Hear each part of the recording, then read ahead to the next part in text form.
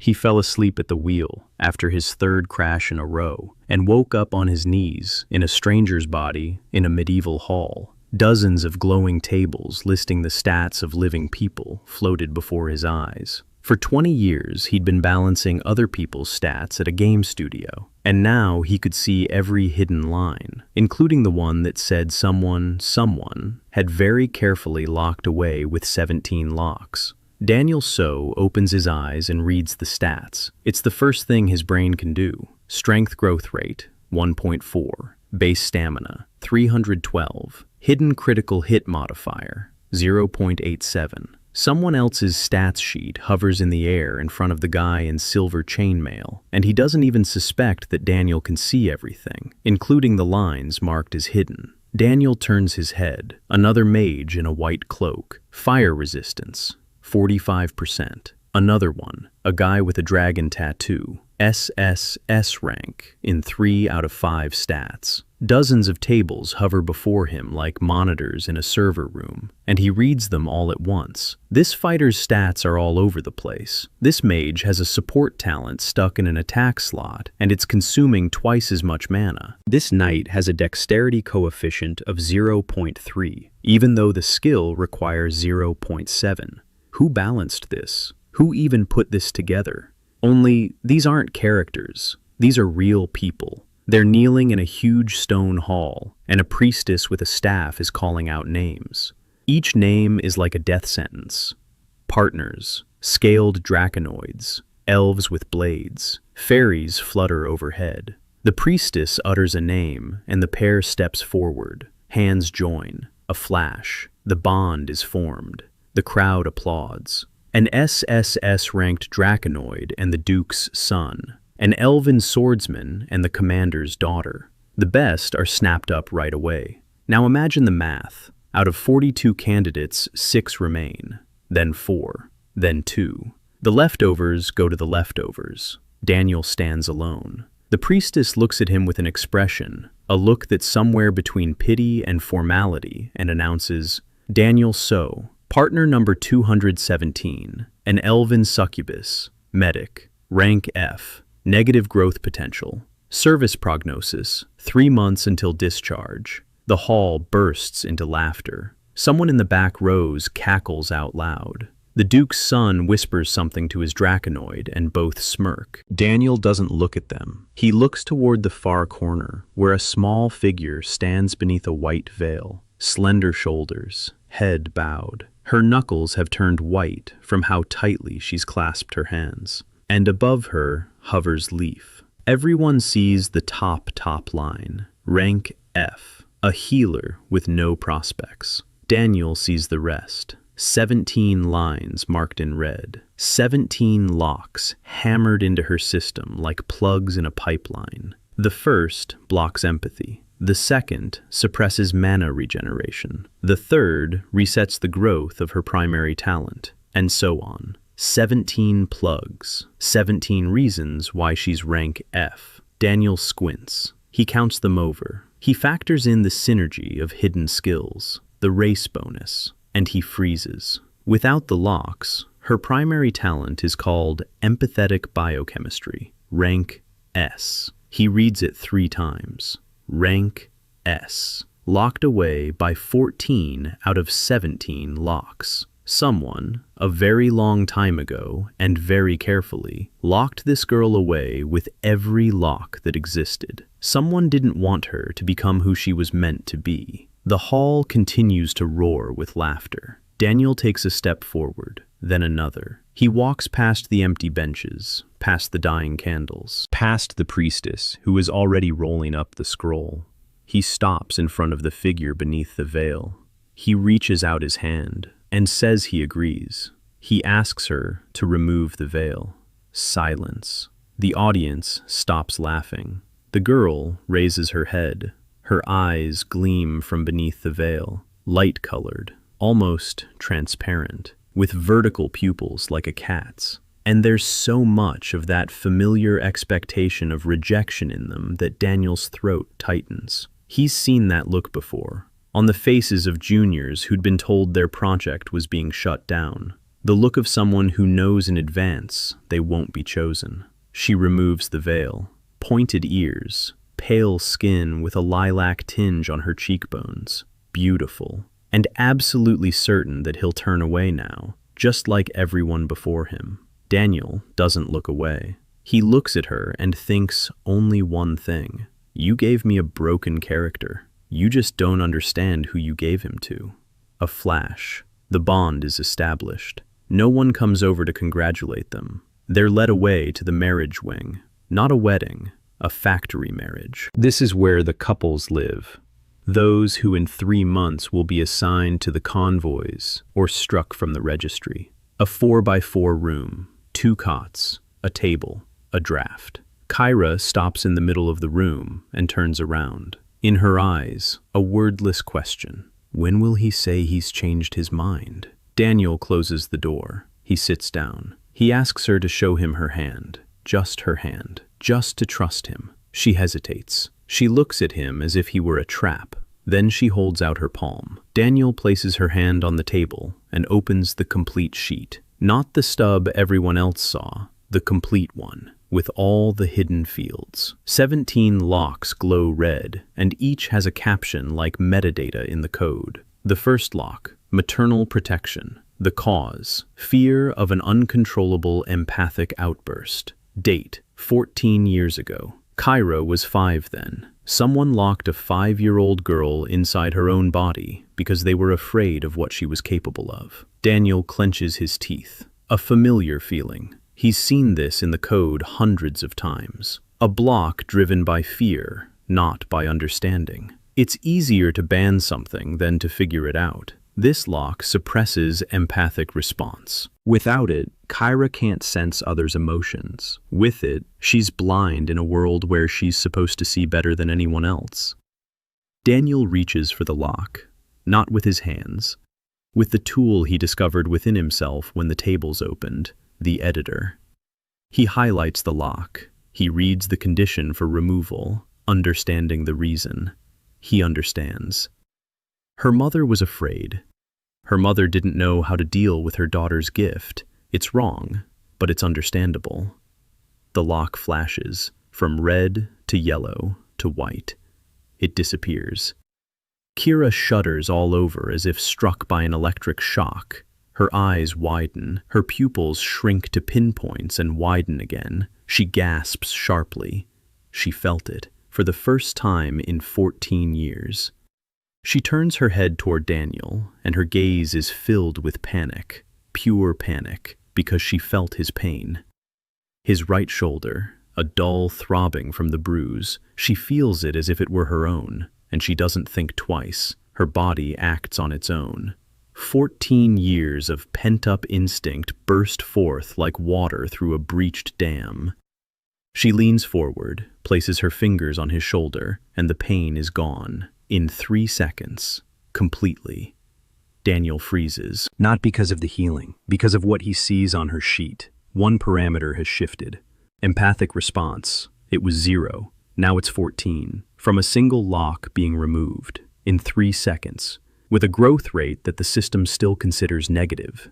Keira looks at her hands. She doesn't understand what happened. She just healed a person, with a pure response. Without spells, without potions, with a touch. She looks up at him, and there's no longer any expectation of failure in her eyes. There's something else. In the language of his past life, it's simply called the first time. Daniel speaks softly. Hello, my name is Daniel. I know they told you you were weak. They were wrong. They just didn't know how to read your chart.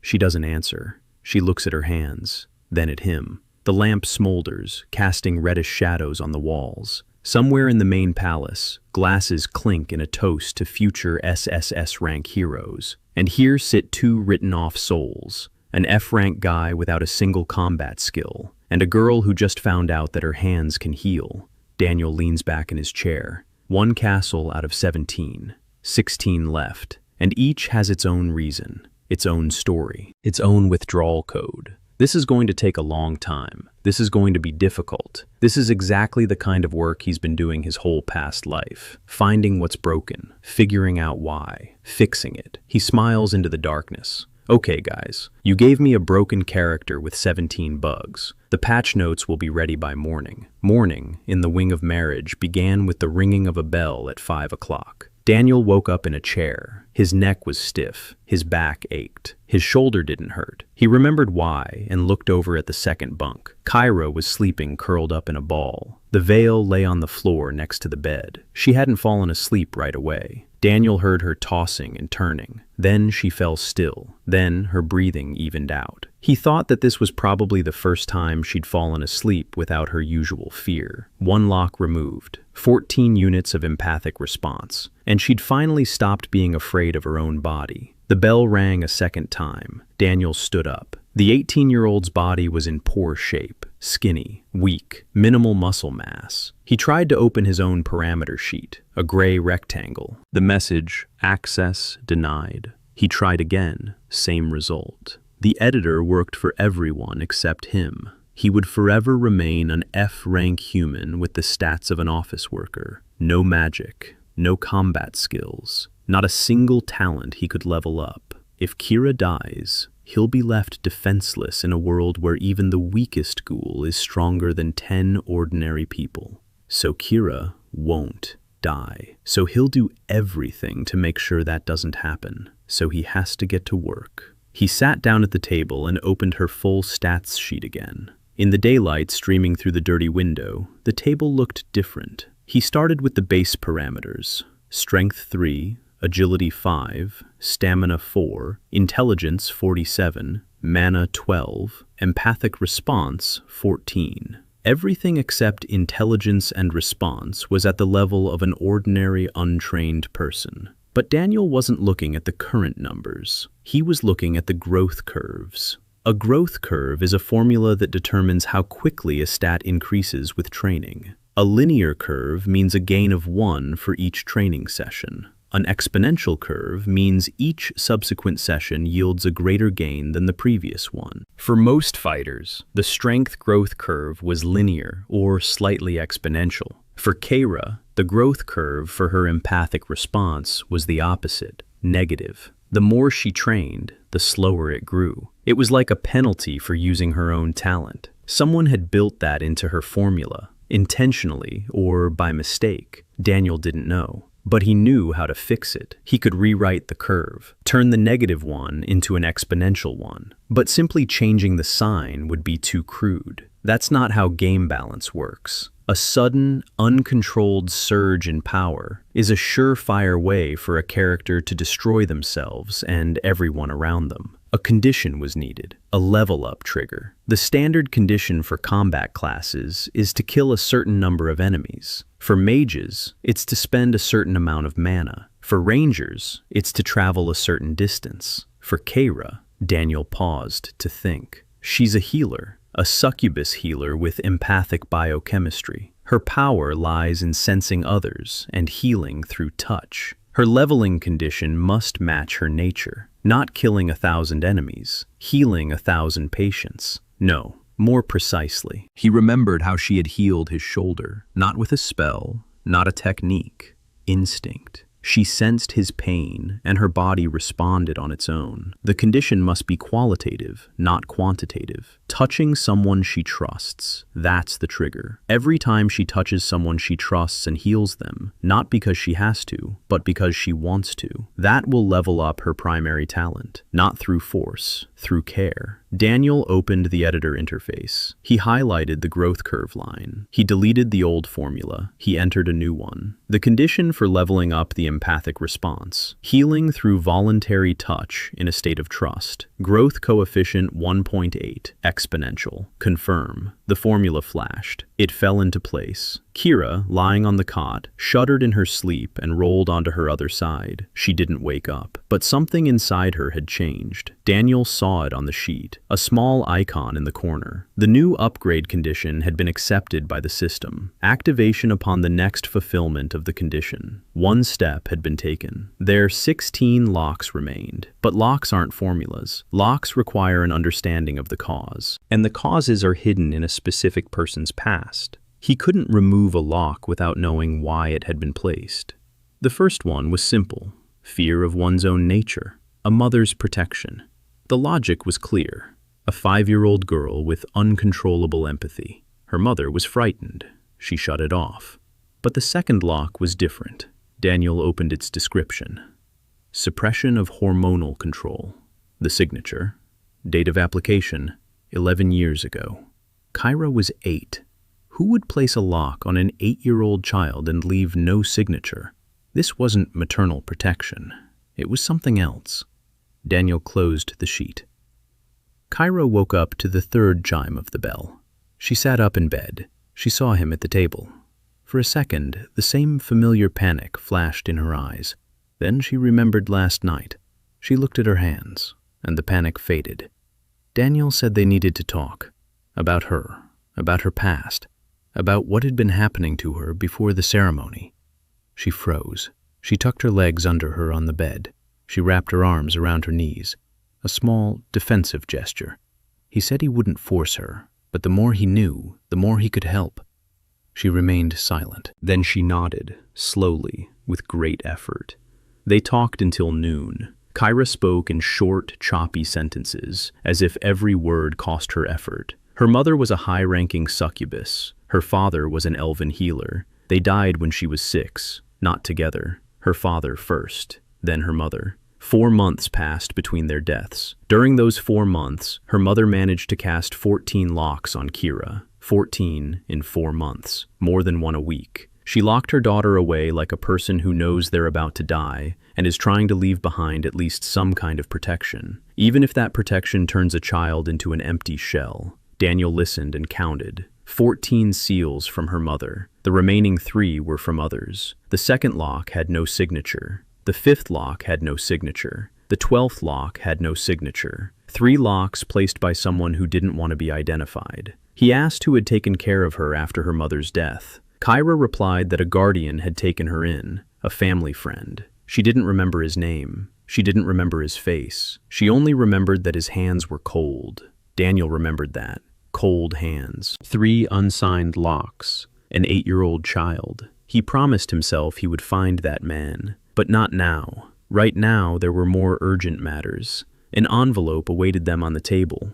The schedule. Field tests for F-rank teams were set to begin in 3 days. The premise was simple. Teams would be taken to the training ground. At the training ground, there would be training golems. The golems would attack. The team must hold out for 10 minutes or neutralize the golem. Anyone who fails will be transferred to the supply train. The supply train means the end. No training, no growth, no future. Just hauling cargo until they're finally written off. 3 days. He had 3 days to prepare Keira for battle. Keira, who didn't have a single combat skill. Keira, whose only tool was empathic touch. Keira, who until last night didn't even know she could heal. Daniel stood up from the table. He stretched. His vertebrae cracked. He told Keira they needed to go to the training ground, right now. She looked at him doubtfully. The training ground for F-rank soldiers was in the backyard of the barracks. Trampled earth, wooden targets, 2 battered training golems chained to posts. No one around. More serious squads trained in real halls with magical barriers and instructors. Here, there were neither barriers nor instructors, just dust and 2 golems that looked as if they'd been cobbled together from spare parts. Daniel walked up to the first golem. He examined it. A stone body, sledgehammer arms, the simplest combat program. Charge forward, turn around, charge forward. No tricks, no tactics, just brute force. He opened the golem's sheet. Yes, the golems had sheets too. Strength 180, speed 20, intelligence 0, defense 95, weak point, the neck joint. Daniel looked at Keira. Strength 3, speed 5. She couldn't strike the golem. She couldn't dodge fast enough. She couldn't penetrate its defense either physically or magically, but she could do something else. Daniel opened her sheet again. Empathic Biochemistry, ability description. The ability to generate and direct biochemical compounds through touch. The range of effects extends from serotonin to neurotoxins. Serotonin, adrenaline, dopamine, neurotoxins. She could create poisons, not in a test tube, in her own body, and transmit them through touch. The golem is made of stone. The poison won't affect it. But the golem has a magical circuit,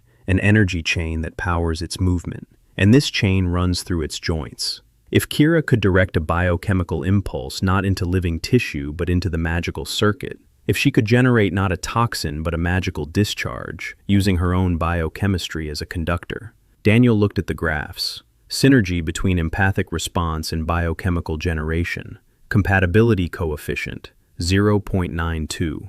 Almost perfect. These two skills were made to work together. Someone had simply never tried to activate them simultaneously, because both were locked by locks. He explained the plan to her, simply and concisely.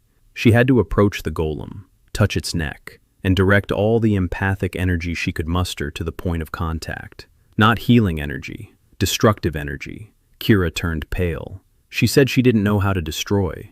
Daniel replied that destruction and healing were one and the same force directed in different directions. Serotonin in the right dose is calming. In a tenfold dose, it stops the heart. She's a doctor. She knows this better than he does.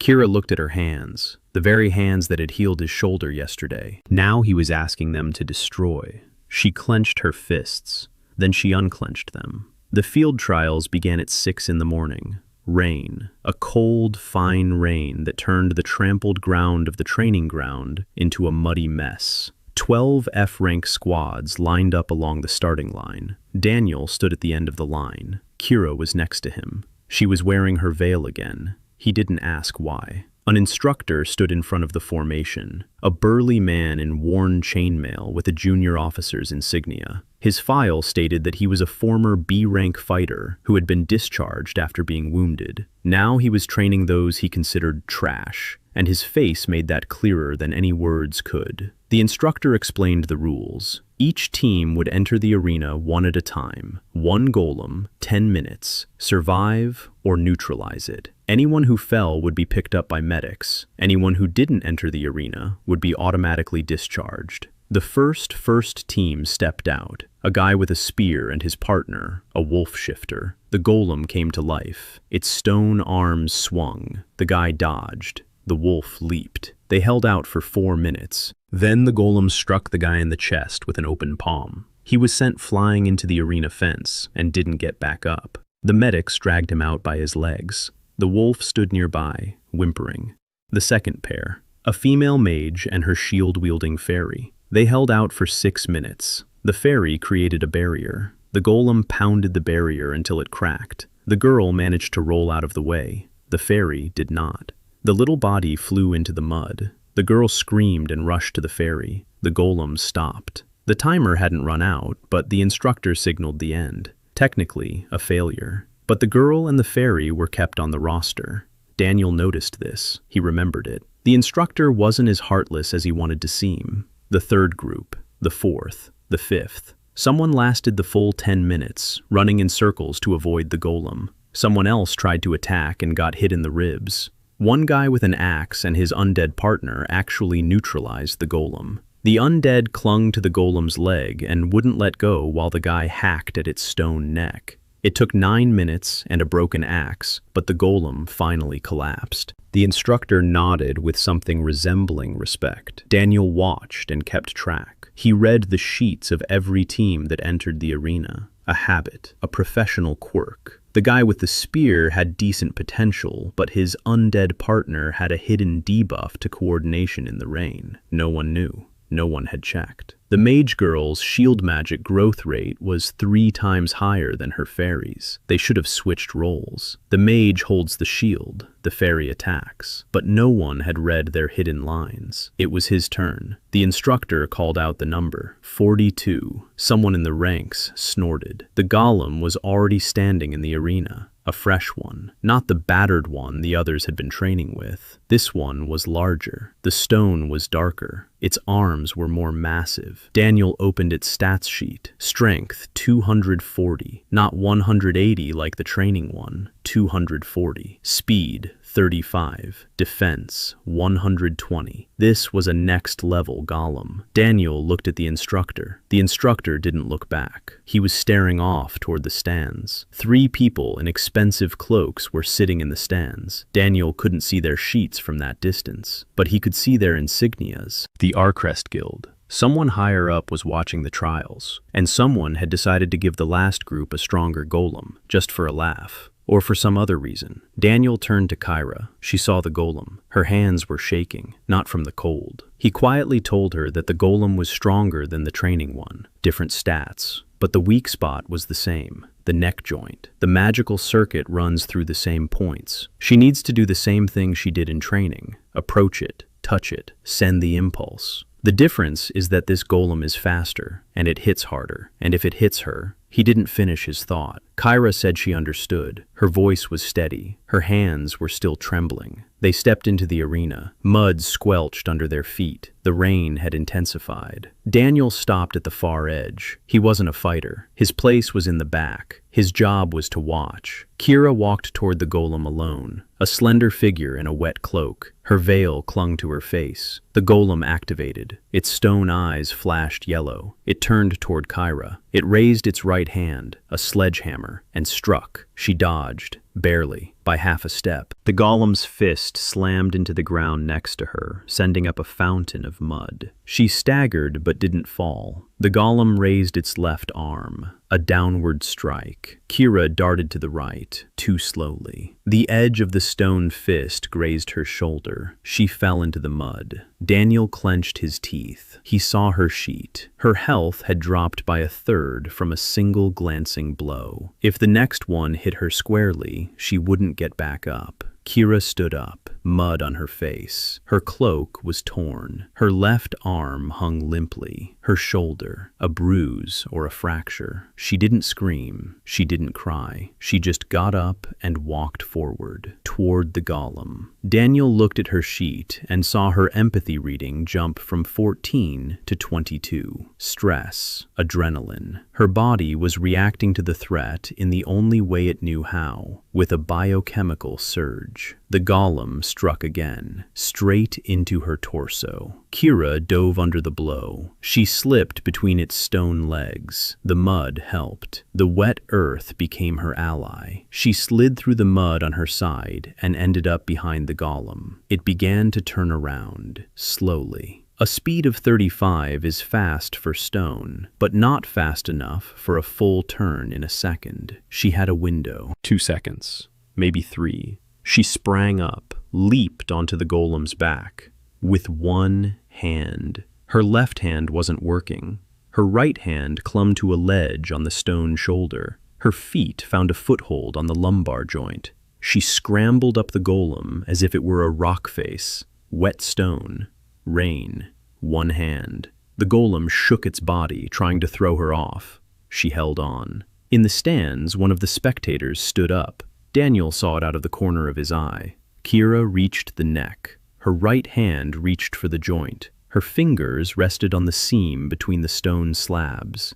She closed her eyes. Daniel saw on the list how the empathic response spiked to 34. She was gathering everything she had, every unit, every bit of energy her body had learned to generate over 3 days of training. The pulse went out, a purple flash, brighter than during training, much brighter. The golem twitched. Its eyes flickered. Yellow turned to orange, then red. The magical circuit in its neck was overloading. Keira didn't let go. Her hand was steaming from contact with the overheated stone.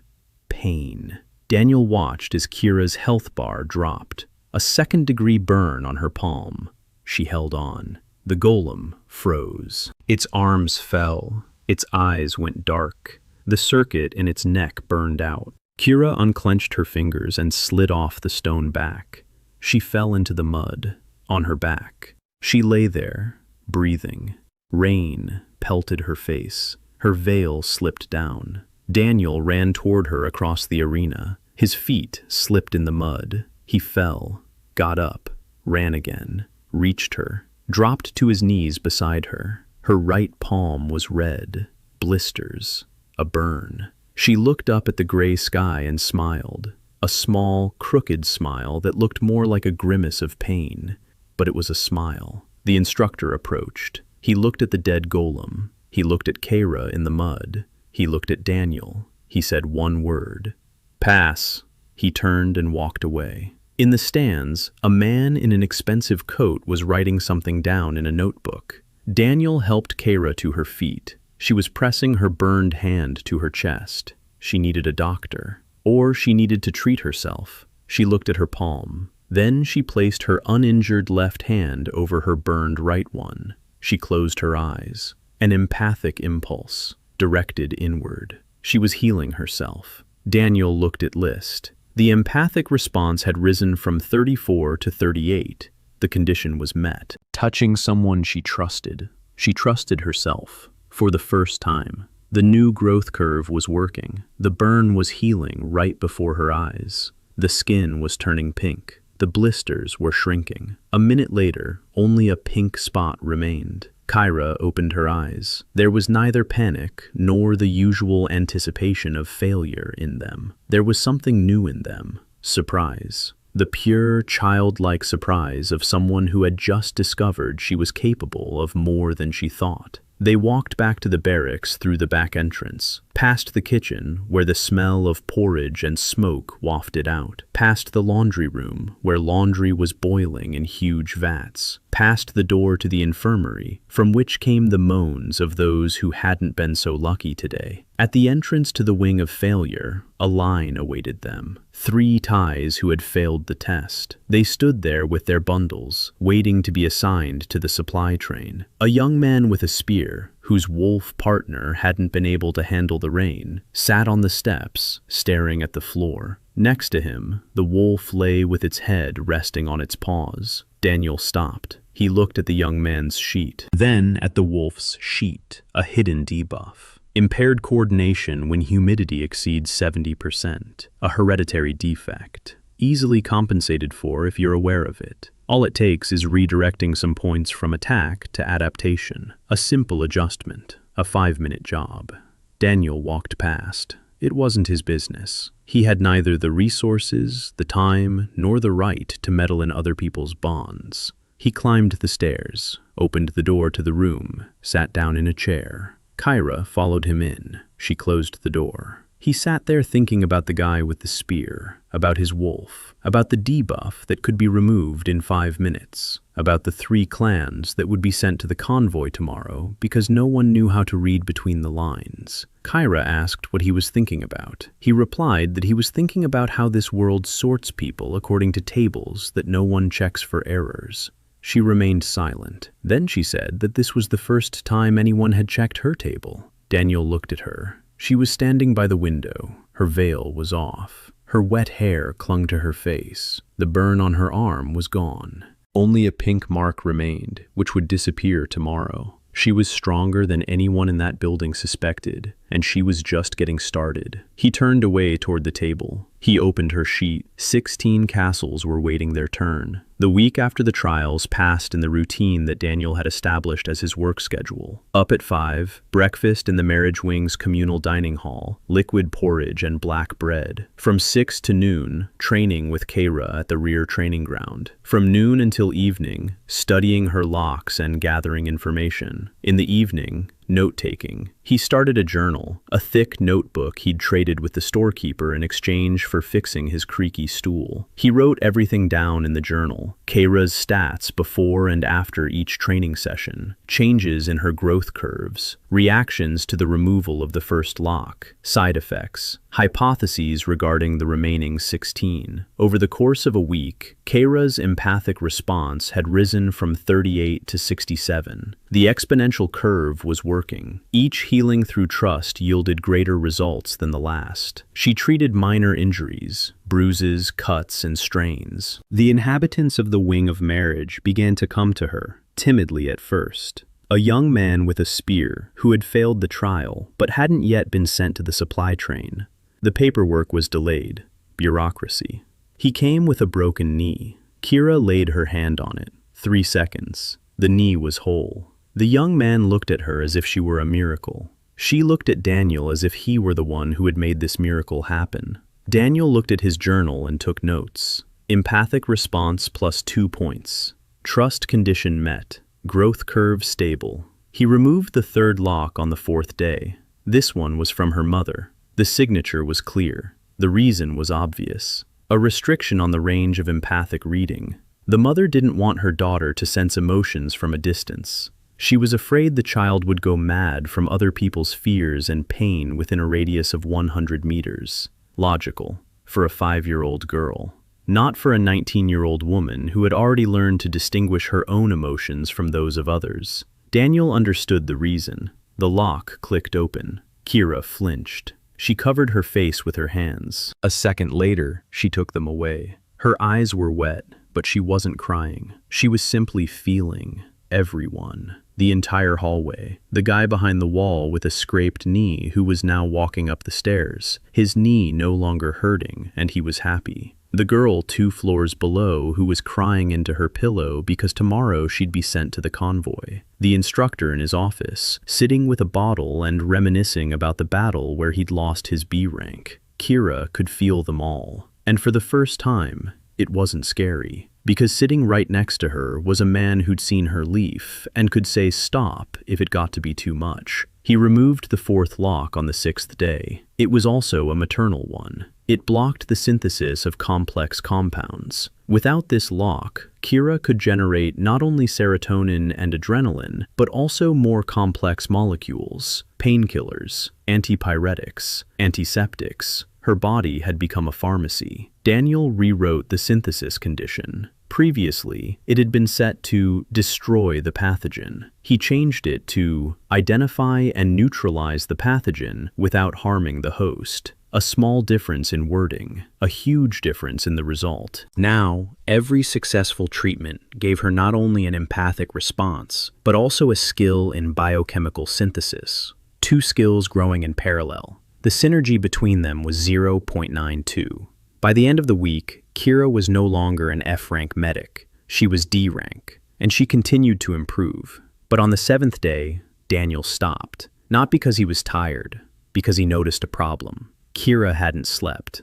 For the 2nd day in a row, he saw it on the list. Her fatigue level was off the charts. The mental strain from her expanded empathic reading was too high. She could sense everyone around her and couldn't turn it off at night.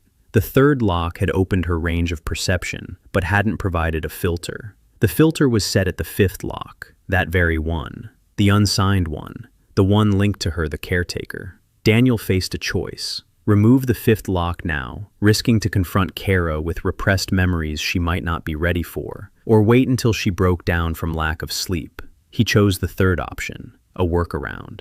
Instead of removing the 5th lock, he rewrote the conditions of the 3rd one. He added a modifier. The radius of empathic reading narrows to 2 meters when the host closes her eyes. An improvised switch, a crutch, but it worked. Keira fell asleep that same night and slept for 12 hours. On the morning of the 8th day, Daniel was sitting in the dining hall eating porridge. Keira was sitting across from him. She looked better. The color had returned to her face. Her eyes were clear. The lilac tinge on her cheekbones had become more noticeable, a sign of health for a half-succubus. When she's healthy, her inhuman features stand out more clearly, more beautifully. The dining hall door opened. The instructor walked in. A girl followed behind him, short, thin, red hair pulled back into a ponytail. 2 fox ears stuck out from her head, pointed, alert. They moved independently of her head. One was turned toward the instructor, the other toward Daniel, a beast man, a fox tracker. The instructor led her to Daniel's table. He said this was Hana Kyung-soo, a scout, rank F, dismissed from the combat unit for lack of combat value, transferred to the BRAC wing pending a decision on her assignment to the supply train. Assignment in a week. The instructor left. Hana stood there, looking at Daniel. There was neither fear nor timidity in her gaze, only anger, the quiet, stubborn anger of someone who had been cast out yet again. She said she didn't need pity. She needed a table and a bed for a week. Then she would leave on her own. Daniel nodded. Then he looked at her profile sheet. He couldn't help but do it. It was like breathing. He saw the stats automatically. Strength 8. Dexterity 32, stamina 18, intelligence 24, special skill scent mapping, rank S, status locked. Daniel stopped chewing. S-rank, another one. He looked more closely. Skill, scent mapping. Description, the ability to recreate a three-dimensional map of the terrain based on scent trails. Trail age, up to 7 days. Positioning accuracy, up to half a meter. Additional, identifying a person by scent. Determining emotional state based on the biochemical composition of sweat. Reconstructing a route of travel using microtraces. This wasn't a combat skill. It was something far more valuable. It was the perfect search tool to find a missing person in a city with a population of 1 million, tracking a criminal by a week-old trail, determining where an enemy was hiding by the scent of his fear. And this skill was marked as locked. Daniel checked why. There were fewer locks on Han, 4. But all 4 were system-imposed, not imposed by a mother or guardian. They were imposed by the parameter sheet system itself, an automatic lock on a skill that didn't match the classification. The system classified Hana as a tracker scout. In this world, a tracker scout meant a quick, silent knife in the back. Scent mapping didn't fit into that category. The system didn't know where to place it, so it blocked it, like a spam filter blocking an important email because it contains too many links. Daniel almost laughed. It was the dumbest bug he'd ever seen in this world, and he'd seen quite a few. Hana was eating porridge, quickly and greedily, like someone who doesn't know when they'll eat next. Her fox-like ears were pressed flat against her head. The left one twitched. She was listening to what was happening outside the dining hall walls, a scout's habit. Daniel waited until she finished eating. Then he asked when her skill had last worked at full strength. She froze with a spoon at her lips. She looked at him warily. She asked which skill exactly. He said, scent mapping. The spoon clinked against the bowl. Hana stared at him. Her ears stood on end, both pointed toward Daniel. She asked how he knew. It's a hidden skill. It isn't listed on her public sheet. It isn't on anyone's public sheet at all because the system doesn't recognize it. She thought it was just a quirk, a good sense of smell, nothing more. Daniel replied that he had a way of seeing what the system didn't show. He didn't go into details. He simply said that he could see, and what he saw was worth far more than the F rank she'd been assigned. Hana was silent. She looked at him. The anger in her eyes gave way to something else. Not trust. She was far from trusting him. It was wary interest, like that of a fox that had spotted something unfamiliar and hadn't yet decided whether to run or come closer. Daniel offered her a task, a simple one. 1 million people live in the capital of Arkrest. Among them is one specific person, the former guardian of a half-succubus girl. Daniel didn't know his name, didn't know his face. He only knew that the man had cold hands, and that 14 years ago, he'd taken in an 8-year-old child after her mother's death. Find him. Hana looked at Daniel, then at Keira, then back at Daniel. She said it was impossible. 14 years, a city of 1 million, no name or description, just cold hands. Daniel replied that her skill allowed her to reconstruct a route based on a trail up to 7 days old, but that was the current maximum, with her talent locked. If the system locks were removed, if the skill were allowed to operate at full capacity, the age of the trail could increase. By how much, he didn't know, but he knew that the 4 system locks were automatic. They didn't require an understanding of the cause. They required an understanding of the system, and Daniel understood the system better than anyone on this continent. He said he could remove her locks, all 4, right now, if she'd let him. Hana stood up from the table. She stood over him. Her fox ears were pinned back. Her fists were clenched. She said that every time someone promised her she'd be better, it ended the same way. They'd take her onto the team, use her, then they'd toss her aside when the need passed.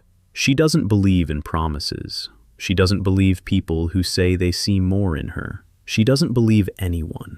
Daniel replied that he wasn't promising she'd get better. He says she's already better, right now. With a locked skill and 4 system locks, she's already S-rank. It's just that no one knew how to read it, including herself.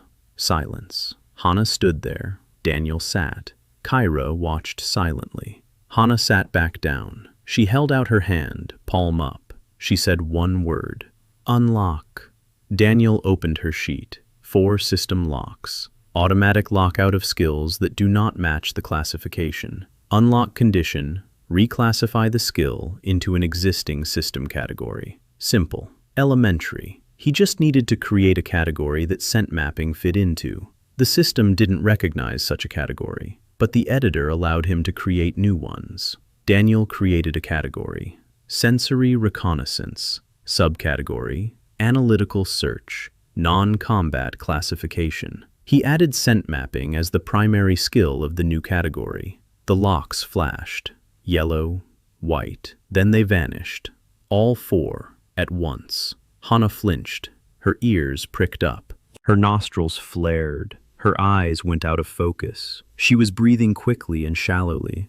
Her nose was working, at full capacity, for the first time in her life. She could smell everything. The porridge in the kitchen, the oil in the lamp, the sweat of the instructor who had left 5 minutes ago, the soap Keira had used to wash her hands that morning, the herbal decoction the storekeeper had used to treat a toothache on the first floor. 17 people in the building, each with a unique scent profile, each with a history of movement over the past 24 hours imprinted in the air like an invisible map. Hana closed her eyes tightly. She opened them. She looked at Daniel. There was no anger. There was no wariness. There was shock. The pure, deafening shock of a person who had seen the world in black and white her whole life, and suddenly found color. She said quietly that she could sense the city, through the walls, 3 blocks away. She can sense the city. Daniel nodded. He looked at the sheet. Scent Cartography, rank S, status, active. Reading radius at the current development level, 1.5 kilometers. Maximum potential. He flipped through the pages. He squinted. He reread it. Maximum potential radius at full upgrade. The entire continent. He didn't tell her. It was too soon. Way too soon.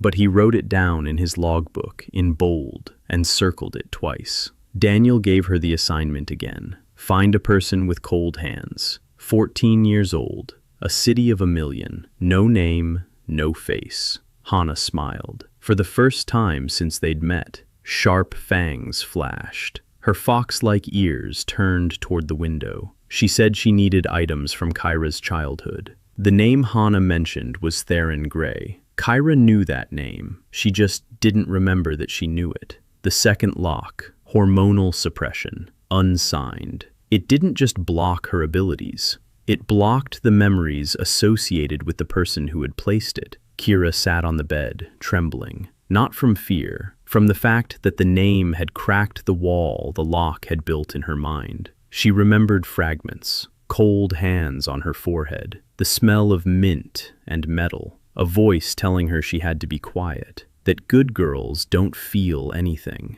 that her mother was sick and had passed the illness on to her, that the locks were a cure, that without them, she was dangerous. Daniel listened. He took notes and slowly pieced together the picture. Theron Grey wasn't a friend of the family. He was the one who had appointed himself guardian after Keira's mother's death. In this world, guardianship of an orphaned partner was formalized through the guild. The guild didn't vet guardians. He signed the paper. That was it. The child was his. Theron took 8-year-old Keira away. He placed 3 additional locks on her. He kept her with him for 2 years. Then he handed her over to an orphanage for homeless partners, where she lived until the ceremony. 10 years in the orphanage, with 14 of her mother's locks and 3 that weren't hers. With no memory of those 2 years with her guardian, Daniel closed the journal. He stood up. He said he was going to the Eastern Quarter. Keira jumped up. She said she'd go with him. He replied that she shouldn't, not now. She wasn't ready yet to face the person behind her locks. She said it didn't matter whether she was ready or not. It was her life, her locks, her memory, and she had the right to know. Daniel looked at her. She stood tall, without a veil. Her eyes were ablaze. Her hands didn't tremble. This wasn't the Keira he'd met at the close a week ago. Someone else. Someone beginning to realize she had every right to be angry. He nodded. Hana went with them. She knew the way. The East Quarter was a run-down neighborhood, narrow streets, dirty facades, shops selling everything from herbs to stolen knives. People on the streets watched warily. 3 people. A guy with no visible rank, an elven succubus with a lilac tinge on her cheekbones, a fox with pricked-up ears. Not a typical group for these parts. A house on the corner of Smith Street, 2 stories. The ground floor was a shop. A sign hung above the door, Gray's Apothecary Supplies. High-quality potions, fair prices. Daniel stopped in front of it. He opened the building's profile. Yes, buildings had profiles too. Not as detailed as those for living beings, but the basic parameters: durability, magical protection, and the number of living beings inside. There were 2 inside, one on the first floor, one in the basement. Daniel looked at the profiles of both. First floor, human, male, age 56, low stats, an ordinary merchant, skills, basic alchemy, second-level potion making, bookkeeping, nothing unusual, basement. Daniel narrowed his eyes. The record for the being in the basement was strange. Half the fields were empty. The other half was encrypted. He'd seen encrypted fields before, on Keira's records, on her unsigned locks. The same type of encryption, the same handwriting. Whoever was in the basement was connected to Keira's locks. Daniel told Hana to stay outside, keep watch. If they didn't come out in 20 minutes, she was to act according to the situation. Hana nodded. She pressed herself against the wall of the neighboring house. Her fox ears turned toward the shop door. Daniel and Keira went inside. The bell above the door jingled. The air inside smelled of herbs, dozens of different kinds. Bunches of dried plants hung from the ceiling. The shelves were lined with jars. A man stood behind the counter, thin, gray-haired, glasses perched on the tip of his nose. His hands were stained with dyes. He looked up. He looked at Daniel, then at Keira, and his face changed, just for a moment, less than a second. But Daniel saw the stats. The stress level jumped from 4 to 31, heart rate from 72 to 110. He recognized her. Keira was standing behind Daniel. She didn't see the changes in the apothecary's list, but she could feel them.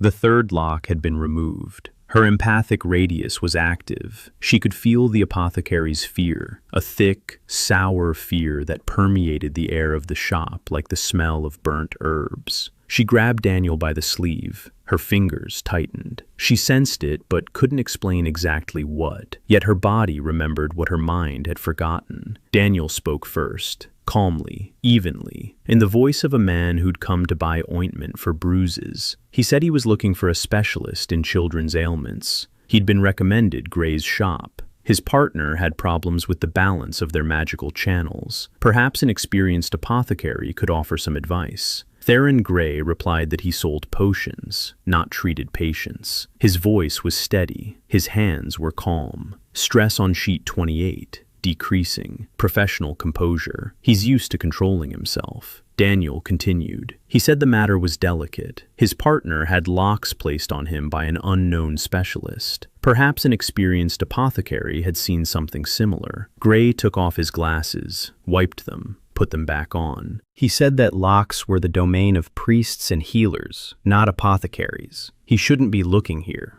Stress 22. Decreasing further. He was in control of the situation, or so he thought. Daniel nodded. He said he must have gotten the address wrong. He apologized for the disturbance. He turned toward the exit, and just as he reached the door, he let slip a single sentence. He said that the seals had been placed about 14 years ago on a half-blood succubus child, 3 seals without a signature. And if the apothecary suddenly remembered anything useful, he could always find them in the wing of marriage. Bundle number 42. Theron Gray's stress level jumped to 47. Heart rate, 128. The whites of his eyes widened. His pupils had constricted. His subtle facial expressions revealed exactly what Daniel had expected. Not surprise, but recognition, fear of exposure, and something else. Daniel couldn't be sure because this was the first time he'd seen it on the list. But one of Gray's hidden fields flashed. The field was called contract, status, active, a connection to the creature in the basement. Gray hadn't placed the locks on Keira himself. He'd done it under a contract with someone, with something, with whatever was sitting in his basement. They stepped out of the shop. Keira was trembling, not from the cold. She was feeling too much. Someone else's fear, her own erased memories. The pressure of a second lock, creaking under the strain of her returning memories.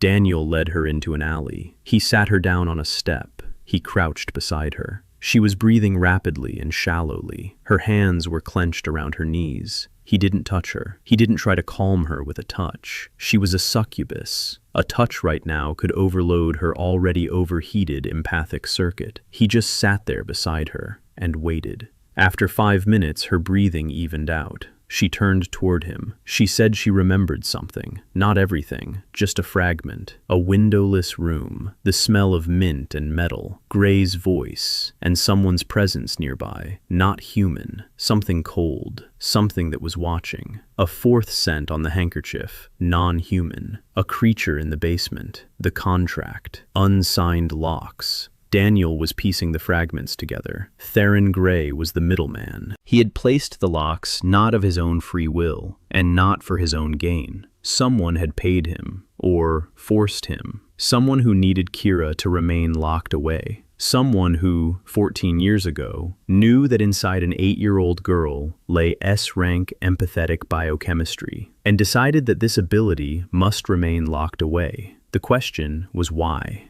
Hana appeared beside him, silently. She said that Gray hadn't left the shop, but in the basement was moving. She could feel the vibrations through the wall. The creature in the basement had become more active after their visit. Daniel stood up. He said they were leaving, right now, without looking back. Keira stood up. Hana frowned. She asked why they didn't go in and grab Gray by the throat. Daniel replied that it was because the creature in the basement had an encrypted sheet, and he didn't know how to read encrypted sheets yet. Going in blind against an unknown enemy with unknown abilities, when the only fighter on the team is a former F rank. That's not bravery, that's stupidity. They returned to the marriage wing. Daniel locked himself in his room and wrote in his journal until nightfall. Everything he'd learned, everything he'd seen, everything he'd surmised. A pattern was emerging. Theron Gray, a contract with a non-human entity. 3 seals on 8-year-old Keira. The goal? To block an S-rank ability. Why? Who's behind it? What kind of creature is lurking in the basement of the apothecary's shop in the eastern quarter of the capital Arcrest? Daniel didn't know the answers, but he knew the direction, and now he had Hana, a fox who could sniff out the truth 3 blocks away. The issue with the second lock remained unresolved. Removing it would mean confronting Keira with her full memories of the 2 years she spent with Gray. She might not be ready. But the second lock blocked hormonal control. Without it, Keira couldn't fine-tune her biochemical releases. She couldn't regulate the dosage. She couldn't smoothly switch between treatment and neutralization. Right now, she functioned like a toggle switch, on or off, heal or destroy. Between those 2 poles lay a void. The second lock filled that void with a wall. Removing the wall meant giving her control and giving her memory. One couldn't happen without the other. Daniel sat at the table. The oil lamp was burning down. Behind the wall, Keira lay on her bunk. She wasn't asleep.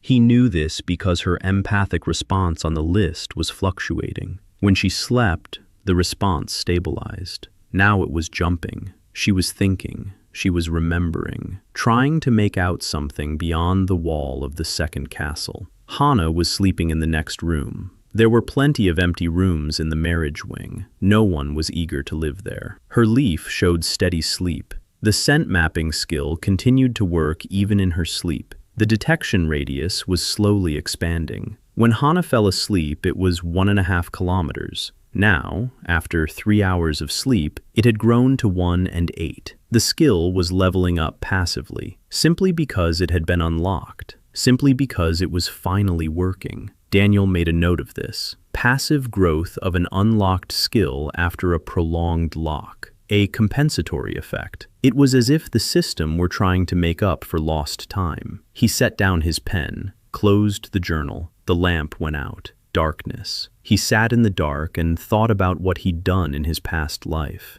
Balancing spreadsheets, looking for errors, rewriting curves. Same job, different stakes. Back then, an error in the odds meant a player would go to the competition.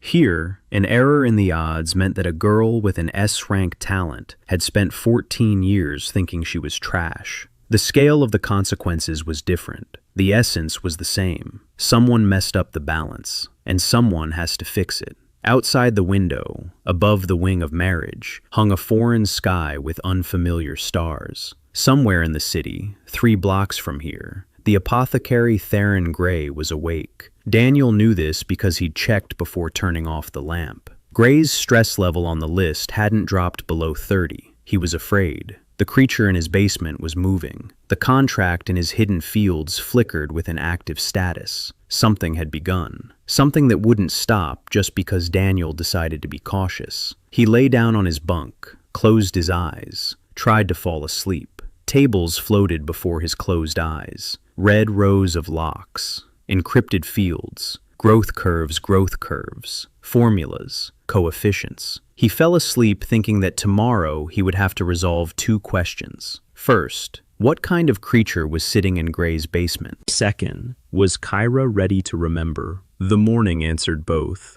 Keira was sitting on his bunk when he woke up. She was waiting, silently, without a veil. She said she'd had a dream. A windowless room, cold hands on her forehead, a voice that said, "Be quiet," and eyes, not human, in the darkness, watching. She said she wanted to remember everything. Now, she's ready. Daniel sat up. He looked at her readout. Parameters stable. Empathic response 71. Mental resilience 24. 24 isn't enough. The memories held by the second lock might require at least 30 to avoid breaking her psyche. He told her not now. She still needed a little more time. A few days. He would raise her mental resilience by redistributing points, find a reserve, lay the groundwork, and then extract them. Keira pressed her lips together. She wanted to object. He could see it on the sheet. An impulse of disagreement, a surge of adrenaline. She wanted to insist, but she didn't. She nodded. She stood up.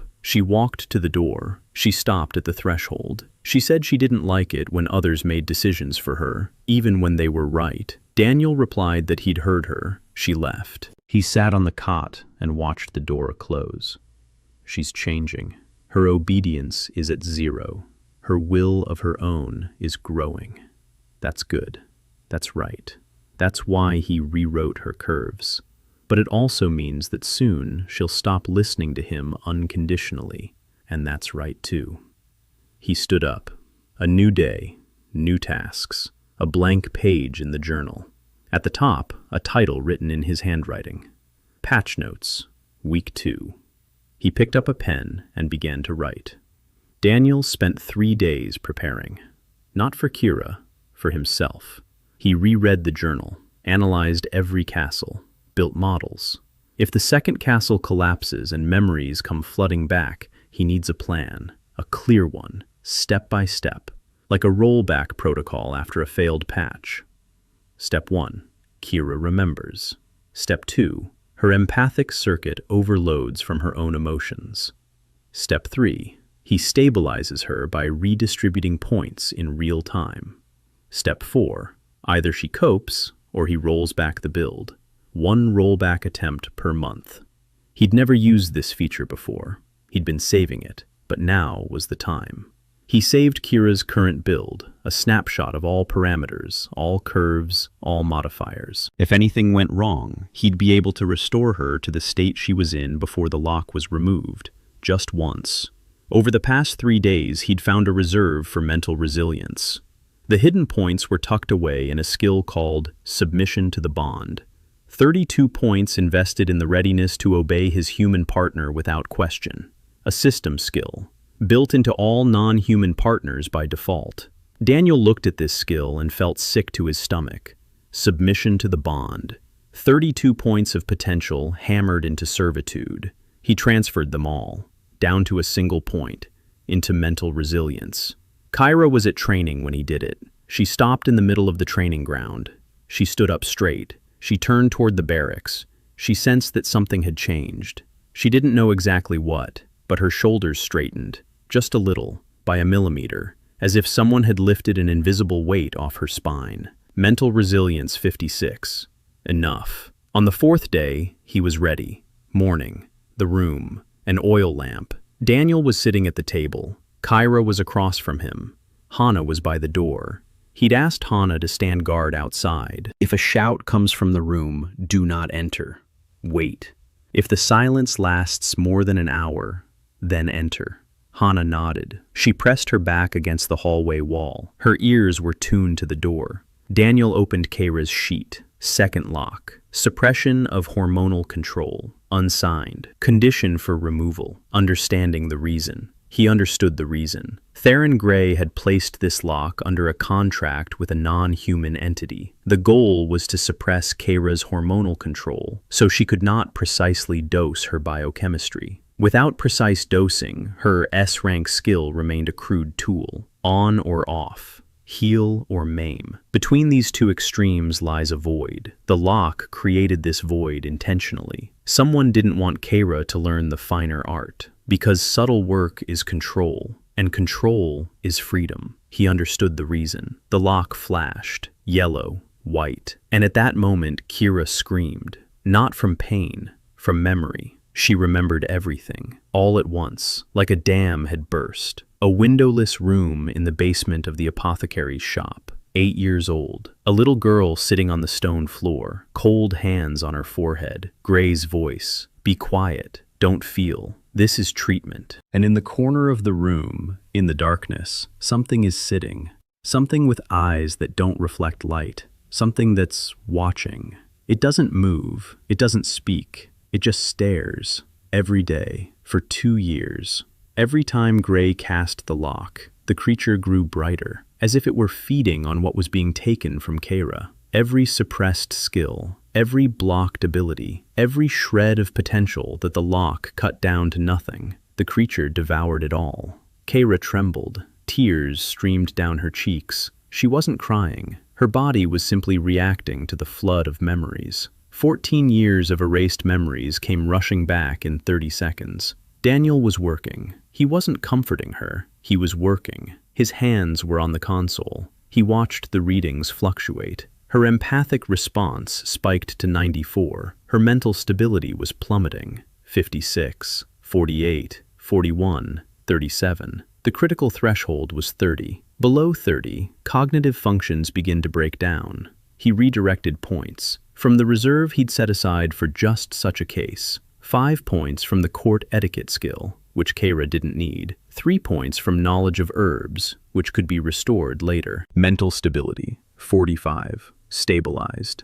Keira stopped trembling. She was breathing, deeply, slowly. Her eyes were closed. Tears were drying on her cheeks. She opened her eyes. She looked at Daniel, and for the first time since they'd met, he saw nothing but fear in her eyes. Not gratitude, not surprise. Anger. The cold, steady, mature anger of a person who had finally understood what had been done to her. She said that the creature in the basement had been feeding on her. 2 years. It had been taking what Gray locked away. The locks were neither protection nor punishment. The locks were a pipeline, a pump. Each lock redirected a portion of her potential, not to nothing, but to that creature. Daniel froze. He looked at List. She was right. Now that the second lock had disappeared, he could see what had previously been hidden behind it. The remaining 14 maternal locks were clean. They simply blocked. But the 3 gray locks had a hidden parameter, redirection. Part of the blocked potential wasn't going to nowhere. It was flowing through the contract channel to the creature in the basement,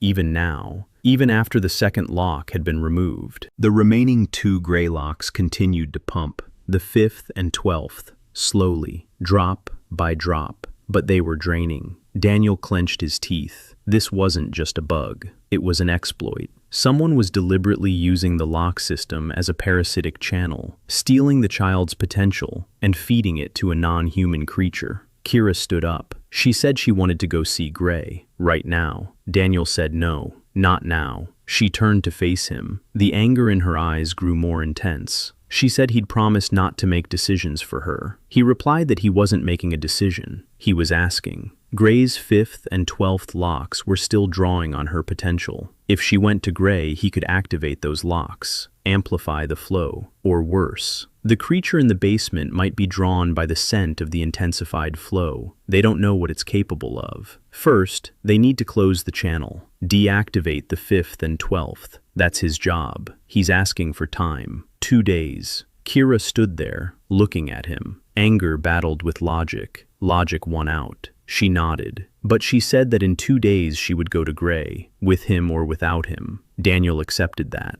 The next 2 days were the hardest since he'd arrived in this world. 5th lock, suppression of neurotoxin control. Unsigned, redirection active. Condition for removal, understanding the cause. The cause lay in Gray's contract. Daniel couldn't read the contract. It was encrypted, but he could read the contract's consequences. The 5th lock suppressed neurotoxin control. Without this control, Keira could generate toxins but couldn't calibrate them. Too much or too little, never exactly right. The entity wanted her to remain inaccurate, dangerous to those around her, unfit for teamwork, lonely. Because a lonely person is easier to control, because a lonely person has no one to help her. Daniel understood the reason: isolation. The lock was a tool of isolation. It made Keira dangerous to everyone around her, and thereby ensured that no one would be around. The realization clicked like a key in a lock. The 5th lock flickered, then it vanished. Keira felt it instantly. Her hands became more precise. She was sitting in the dining room peeling an apple when the lock vanished. The knife slipped. She cut her finger. Blood. And immediately, with her other hand, she touched the cut. An impulse, but not as rough as before. Precise. Controlled. The skin closed up in a second. No scar. No trace. She looked at her finger, then at the knife, then back at her finger. She smiled. A crooked smile. A new kind of smile. Not the same smile she'd had in the arena, a different one, more confident. The 12th castle. Gray's last castle. Suppression of empathic projection. Daniel read the description and felt that same sensation rising within him, the one he'd experienced in his past life when looking at particularly cynical bugs that had been intentionally implanted. Empathic projection is the flip side of an empathic response. A response is feeling someone else's emotions. Projection is transmitting one's own. With this skill, Keira could not only diagnose but also treat mental trauma. She could literally convey calmness to a patient, confidence, a sense of security, through touch. The creature had blocked precisely that, because if Keira learned to project, she would be able to give the people around her what the creature had taken away from them: hope. By understanding the cause, control through the deprivation of hope. The castle flickered. It vanished. Keira was at the training ground at that moment. She was training with Hana. Hana was running. Keira tried to hit her with a healing pulse from a distance. She missed. Hana was too fast. When the 12th lock disappeared, Keira stopped. Hana stopped a second later. She turned around. She looked at Keira. Keira stood there and cried, but not from pain and not from a memory. She was crying because, for the first time in her life, she felt she could give, not take, not snatch away, not poison. Give. She raised her hand toward Hana, a pulse, warm, gentle. A wave of calm traveled 3 meters through the air and enveloped Hana like a warm blanket. Hana blinked, her ears flattened, not out of alarm, out of relaxation. For the first time in years, her body stopped feeling like a taut string. For a single second, she looked at Keira. Keira looked back at her. Hana said it wasn't fair. Keira asked what exactly. Hana said you couldn't just make people feel good and cry at the same time. It was confusing. Keira laughed. For the first time. A quiet, hoarse laugh she didn't recognize in herself. Daniel stood by the window of the room and looked at them. On Keira's list, an empathic projection had activated. 1st level rank, growth potential. He looked. S-rank, just like her primary talent. 2 S-rank skills on a single host. Synergy between them, 0.97, almost absolute. This girl was created for one thing, to heal, not the body, the soul. And for 14 years, someone had been feeding off what they sucked out of her. Daniel closed the sheet. He looked toward the Eastern District. Tomorrow, Keira would go to Gray. He would go with her. And this time, they won't be buying bruise ointment. They arrived at the shop at dawn. Daniel, Keira, Hana. Blacksmith Street was empty. The shop was closed. The shutters were boarded up. Daniel opened the building's page. Inside, it was empty. 0 living beings. 0. Yesterday there were 2. Gray and the creature in the basement. Today, 0. Hana walked up to the door. She sniffed. She said Gray had left during the night, about 4 hours ago, alone, on foot, heading north, toward the city gates. The creature from the basement. Hana frowned. Its scent cut off abruptly, as if it had simply vanished. It hadn't left. It hadn't flown away. It had vanished. The scent cut off right there. Daniel stood in front of the closed shop and thought. Gray had escaped. The creature had vanished. Removing the 3 locks had severed the redirection channel. The creature had lost its power source. Gray had lost his contractor. Or perhaps the other way around. The creature had taken Gray, or Gray had run from the creature, or they had both run from the one above them. Too many variables, not enough data. Keira stood in front of the door. She looked at the boarded-up shutters. Her face was calm, not angry, not disappointed, just calm. She said she didn't need Gray. She needed answers, and she got them. She knows what was done to her. She knows why. She knows who. That's enough. The rest can wait. Daniel looked at her profile. Mental resilience, 58. Stable. Empathic response, 89. Hormone control active. Projection active. Of the 17 locks, 11 remain. All maternal, pure, free of parasitic channels. 11 locks stand between Keira and her full power. But 11 is not the same as 3. The maternal locks were made with love. Clumsy, fearful, but love nonetheless. Removing them would be different, not painful, but gentle, like unwinding bandages from a healed wound. They returned to the wing of marriage. The entrance, a surprise awaited them. The instructor stood at the door with a sheet of paper in his hands. Next to him stood a woman, tall, straight-backed, a black cloak, black hair pulled back into a tight knot. An empty scabbard on her belt. The sword was missing, but the scabbard remained, like a reminder, or out of habit. The instructor said this was Lisa Morgan, a former battle mage, a widow's bond, assigned to the marriage wing to undergo the reassignment procedure. Reassignment. Daniel knew what that meant. When a partner died and the person survived, the bond became a widow's bond. In this world, a widow's bond was a stigma, social death. You weren't accepted into guilds. You weren't invited on missions. You weren't allowed to participate in the rebonding ceremony because rebonding didn't exist. One bond for life. Your partner died. That was it. End of story. Lisa Morgan stood there, staring through Daniel as if he were a wall. Her eyes were gray, empty, not dead, just turned off. A person who had decided she would no longer feel anything. Daniel opened her profile and stopped breathing. Strength 112, agility 78, intelligence 203, mana 340, magic control 89, spell accuracy.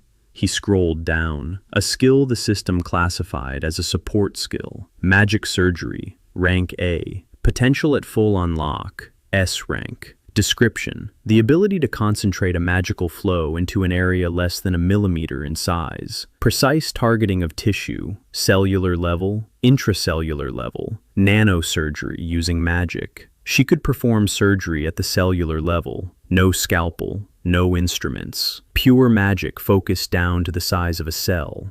For 5 years, she had worked as a nurse's aide in a public hospital. She mopped floors. She changed linens. 5 years with a skill that surpassed that of any surgeon on the continent. Why? Daniel looked at the seals. Not a single one. Lisa had no locks. None at all. Not a single one. Then why was the skill listed as a secondary one instead of a primary one? He scrolled deeper and found it. Not a lock. A modifier. One and only one. The partner's shadow modifier. When Lisa's dragonoid partner was alive, her profile adapted to him. All her skills were classified as support skills relative to his primary combat profile. She was configured as a complement to him. Support, amplifier, shadow. When he died, the modifier remained. The system didn't delete it. The system didn't care that the partner was dead. The modifier continued to function. For 5 years. All of Lisa's skills remained classified as support skills, and that's why no guild took her seriously. On paper, she was a support mage without a primary fighter, half a pair, a stump. Daniel could have removed that modifier right now with a single action. Reclassify magical surgery from a support skill to a primary one. And Lisa Morgan would have gone from being a socially dead widow to one of Arcrest's strongest magical surgeons. He didn't do it without her consent. She stood in the hallway of the marriage wing, staring at the wall, waiting for her room assignment. She was assigned a room. She went in, closed the door. Daniel stood in the hallway, thinking. Keira approached, stood beside him. She sensed something. Her empathic response was working. She said it was very quiet behind the door, not from the outside, from the inside. The woman behind the door was quieter than the wall, as if she'd learned to cease to exist. Daniel nodded. He said he'd take care of it, but not today. Lisa Morgan wasn't the kind of person who could be fixed overnight. Her problem wasn't with the locks. Her problem is that she stopped being herself 5 years ago and got used to it.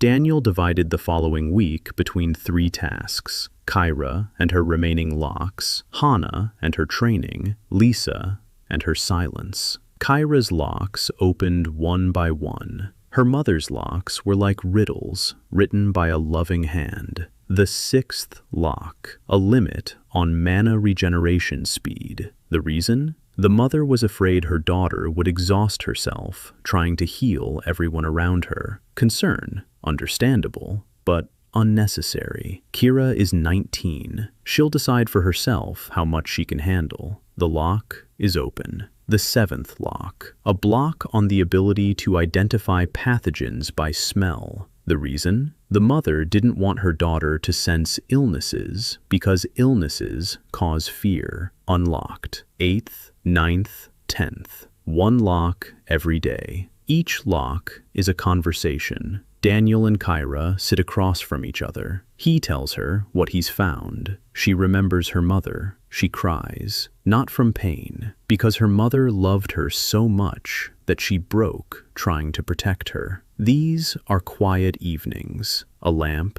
a notebook, 2 mugs of herbal tea, and slow, steady work. Untangling knots tied 14 years ago.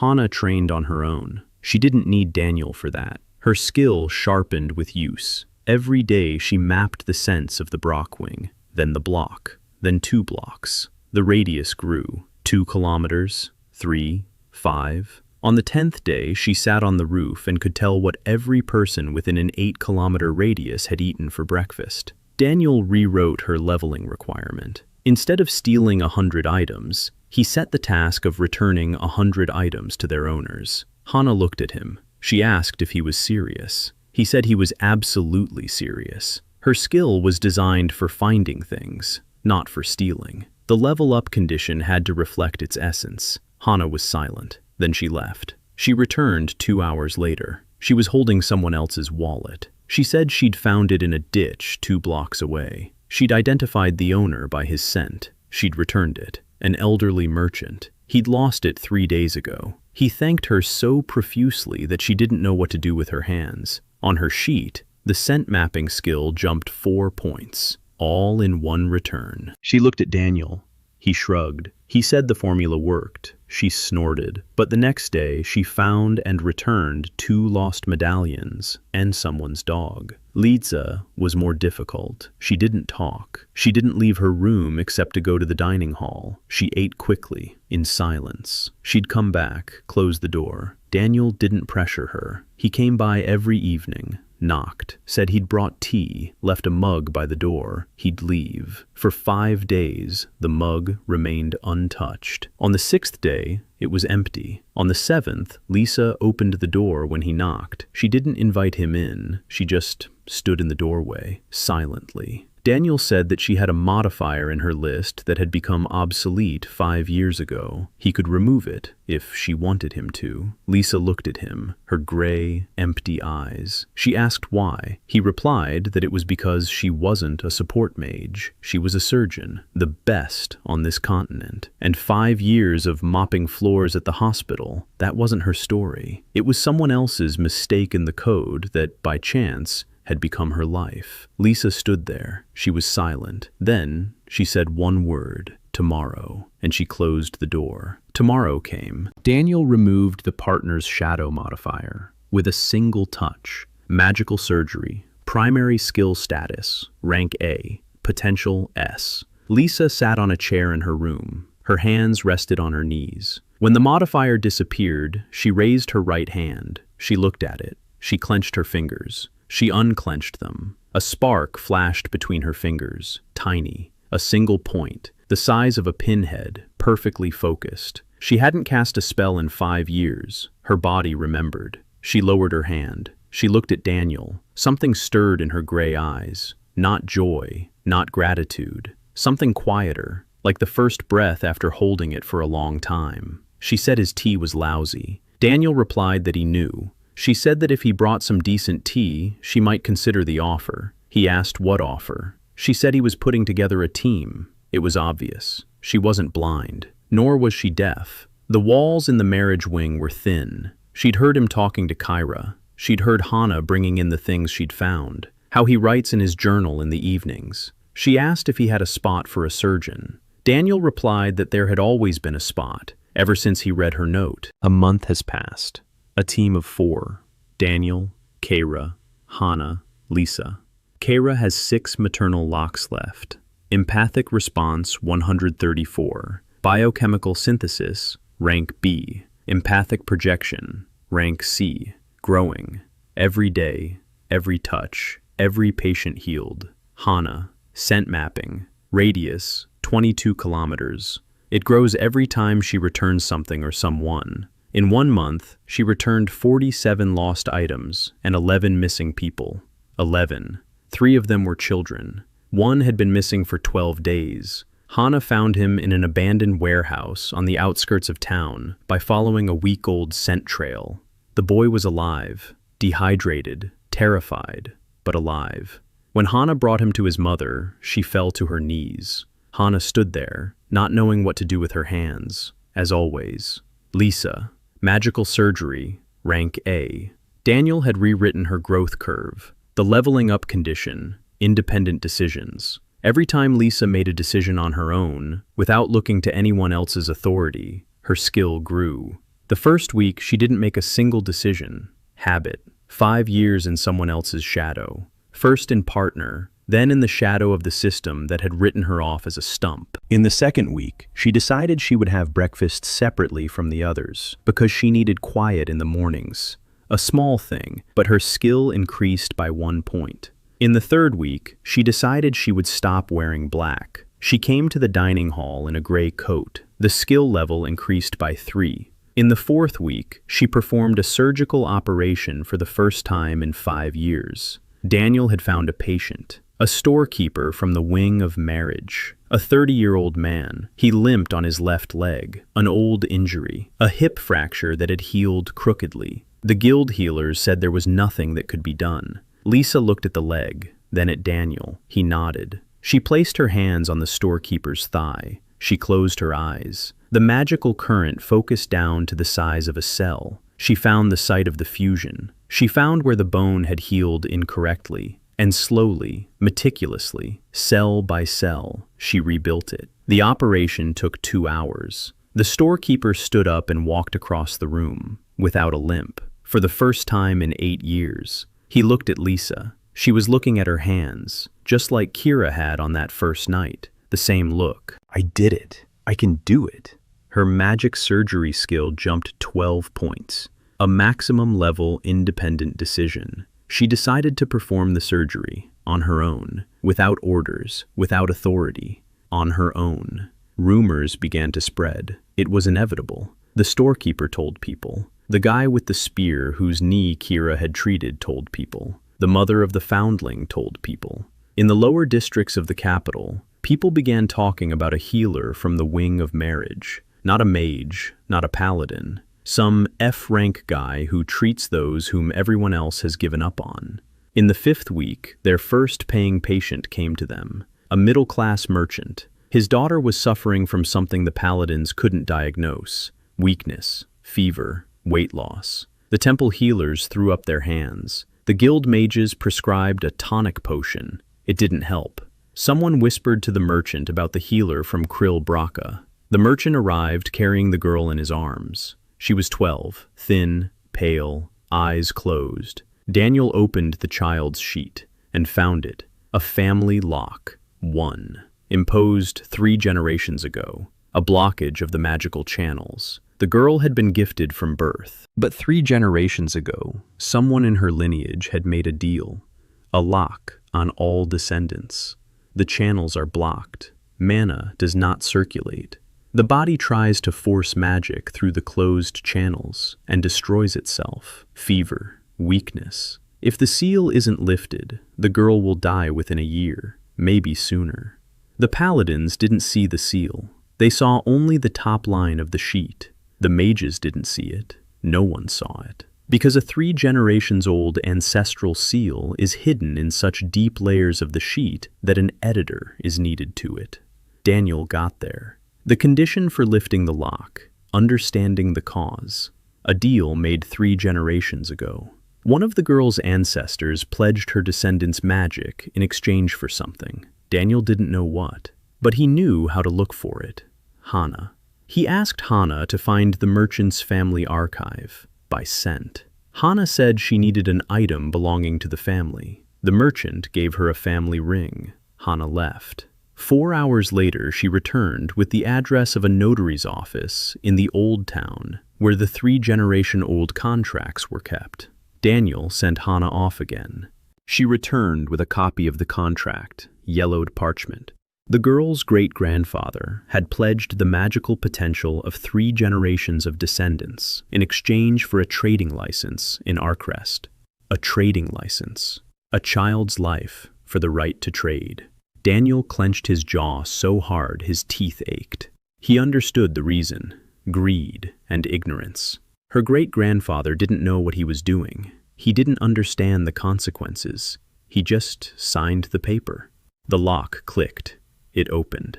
The girl in her father's arms shuddered. She opened her eyes. Her complexion changed in a matter of seconds. The pallor faded. Her cheeks flushed pink. She looked at her father. He was holding her and crying, silently. A wealthy merchant, broad shoulders, a beard. Tears streamed down into his beard, and he didn't wipe them away. The merchant asked how much he owed. Daniel named the amount. A small sum, the cost of a month's rent for a room in the lower quarter. The merchant said it was an insult. Daniel replied that it was the price, a fair one. They treat those who have been turned away. They don't ruin those who come seeking help. The merchant paid. He left with his daughter in his arms. She was already stirring. She begged to be set on her feet. Her father wouldn't let her. He held her close. A week later, the merchant returned, not with his daughter, with a proposal. He was willing to finance the clinic, the facility, the equipment, the supplies, everything. In exchange for one thing, his daughter would be first in line if she fell ill again. Daniel thought it over. He looked at Keira, at Hana, at Lisa. They were standing behind him, 3 women whom, just a month ago, the world had considered trash. He said yes. That's how the Quiet Palm Pavilion was born. Sora came up with the name, but she'd show up later. For now, Keira suggested the name, Quiet Palm, because their healing comes quietly, through touch, through the palm, without thunder and lightning, without S-rank spells. Just a hand on the patient's spot, and the pain goes away. The merchant found a place, a 2-story house in the middle district, not in the lower one, not in the upper one, right in the middle. Affordable for those who can't afford paladins, but decent enough that merchants and artisans wouldn't be afraid to go there. The first floor is the reception area and treatment room. Sora Min appeared at the threshold of the pavilion during its 3rd week of operation. Small, slender, 16 years old. Her hair was pulled back into a simple braid. A fairy sat on her shoulder, tiny, the size of a palm, wings like a firefly's, a faint glow, barely noticeable. So-ra stuttered, badly, every third word. She said she hadn't come for treatment. She'd come to ask for a job. She knew how to clean, do laundry, cook, a little. She was useful. She could be useful. Please. Daniel looked at her while reading her profile.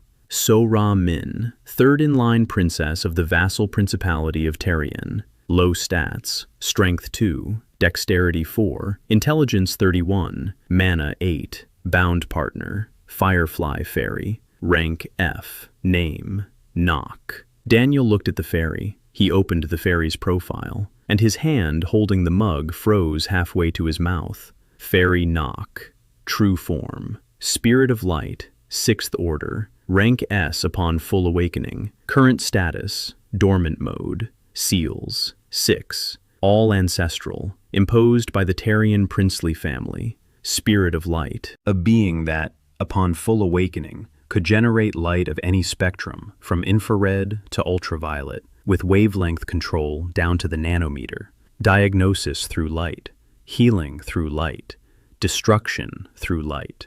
A universal tool encased in the body of a palm-sized firefly and sealed with 6 ancestral locks. 6 locks on the fairy, not on So-Ray, on the partner. The Terrien princely family sent their princess to the ceremony to get rid of her. Third in line to the throne, unwanted. She stutters. Not a warrior, not a mage, not a beauty by the court standards. They gave her the weakest partner from the catalogue. The one who, on paper, was trash. They didn't know they'd given her a sleeping god of light. Or maybe they did know, and that's exactly why they locked him away with 6 locks, so that the third-in-line princess would never become stronger than the first. Daniel finished his tea. He set down his mug. He looked at So-Ru. She was standing in front of him, waiting for an answer. The fairy on her shoulder glowed dimly. He said they needed an assistant.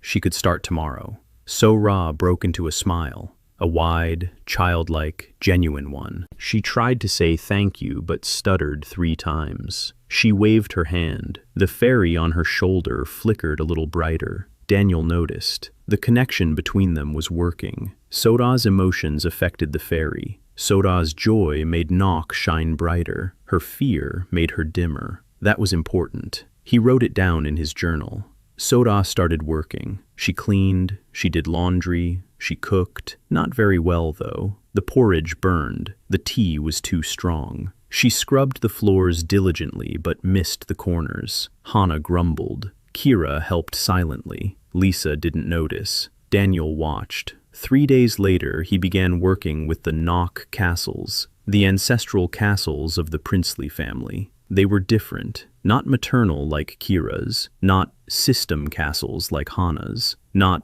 contract castles like Gray's, political ones. Each castle bore the seal of the Tatien clan, an official one, with a coat of arms, with a specific wording. Lock 1, light spectrum restriction, the Tatien clan's seal. The wording, this partner must not exceed rank F until further notice from the clan council. Further notice, which no one will ever issue, because the clan council doesn't remember that such a notice is necessary, because So-Ra no longer exists for them.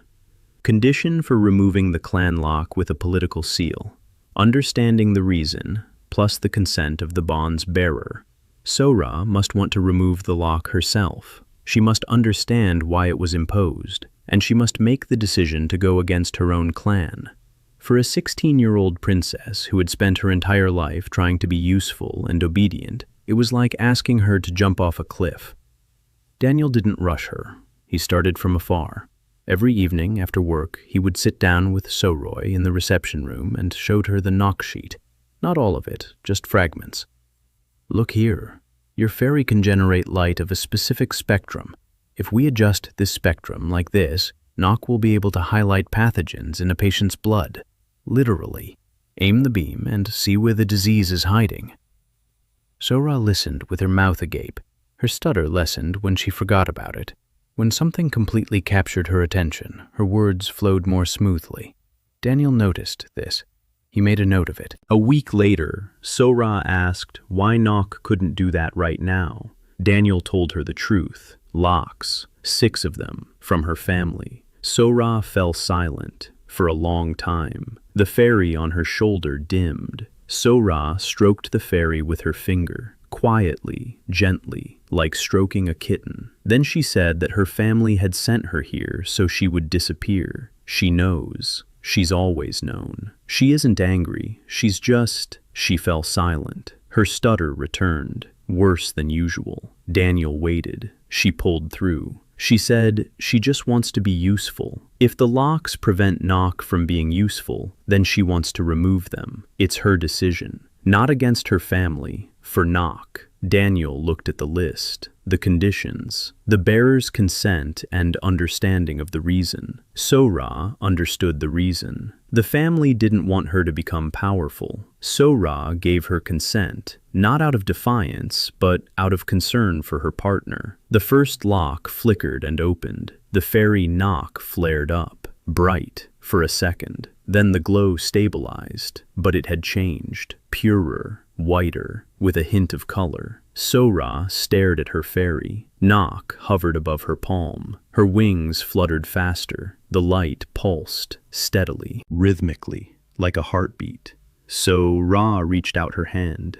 Nock landed on her finger. The glow grew warmer, golden. So-Ra smiled. The fairy responded with a flash. They were bound, truly bound, not by the bonding formula, not by the family seal, to each other. Daniel removed the second lock 2 days later, the third 4 days later. Each time, So-Ra gave her consent herself, quietly, confidently. With each lock removed, her stutter diminished. It didn't disappear, but it receded into the background, as if each unlocked lock lifted something from her as well. Not magically, psychologically. She was coming into her own. After the third lock was removed, Nock could generate light within the visible spectrum with controlled wavelength. So-Ra learned to direct it. On the 4th day of their collaboration, they conducted their first diagnostic evaluation. Irene Holt didn't come as a patient or a supplicant. She came as a competitor. 25 years old, glasses perched on the tip of her nose, hair tucked under a headscarf, an apron stained with reagents, a herbal pipe in the corner of her mouth. The smoke was sweet with a hint of bitterness. She entered the pavilion at noon. She stood at the counter. She surveyed the room, shelves of potions, the reception desk, Kairu, who was working with a patient, Lisa, who was writing something in the corner, Soru, who was mopping the floor but skipping the corners, Hana, who was out of sight but whose presence was betrayed by the scent of fox fur. Irene looked at Daniel. She said she'd come to apply for a job, or to find out if it was even worth working here. She's a chemist.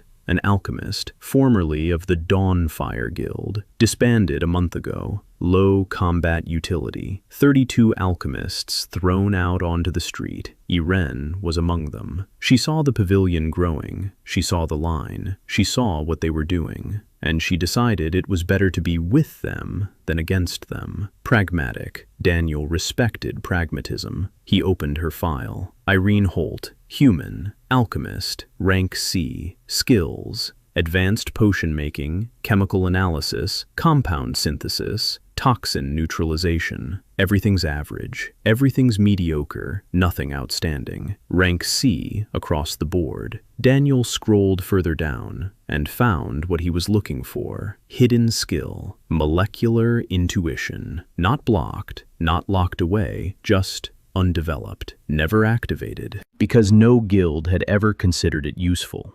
Description. The ability to intuitively predict the outcome of a chemical reaction before it takes place. 94% accuracy. Prediction time, 2 to 5 seconds. Irene Holt could mix any 2 substances in her head and know the result in 3 seconds. No experience required. No lab. No mistakes. 94% accuracy. This wasn't potion making. It was a living computer of chemical reactions. With this skill, she could create medicines that didn't exist. Antidotes to poisons that hadn't yet been invented, formulations tailored to a specific patient, personalized pharmaceuticals. Skill rank at current development, D. Potential, S. just like everyone else. Daniel closed the sheet. He looked at Irene. She was standing there, smoking a pipe, waiting for an answer. He asked why she had come here of all places. She replied that it was because he was the only one in town who treated patients without a paladin's license, and she was the only alchemist not affiliated with the guild. 2 outlaws. It made sense to join forces. Daniel almost smiled. He said she would have to pass a test. Just one. He took a vial out of the cabinet. Inside was a cloudy liquid, a headache potion that a merchant sponsor supplied to them on the cheap. Daniel knew from the potion list that it worked, but had a side effect: mild nausea 2 hours after ingestion. He asked Irene to identify the ingredients and determine the cause of the side effect. Irene took the vial. She sniffed it. She held it up to the light. She swirled it. She set it down. 3 seconds of silence. Then she spoke. The base is white ash bark. The binding agent is mountain moss oil. The active ingredient is silver mint extract. The side effect is caused by the mountain moss oil conflicting with the silver mint at body temperature. 2 hours after it breaks down, the oil releases an acidic residue. That causes the nausea. The solution is to replace the mountain moss with plain moss. The problem will disappear. Daniel looked at her. She had said all this in 12 seconds. No lab, no analysis, just by eye and nose. He said she was hired, and added that, as of that day, she was the pavilion's lead alchemist. Irene took the pipe out of her mouth. She looked at him. For a second, something flashed in her eyes behind her glasses. Not joy, not surprise. Something like a sigh, as if something heavy had finally come to rest on the ground after a long flight. She said, "All right." She put the pipe back in her mouth. She went to inspect the lab.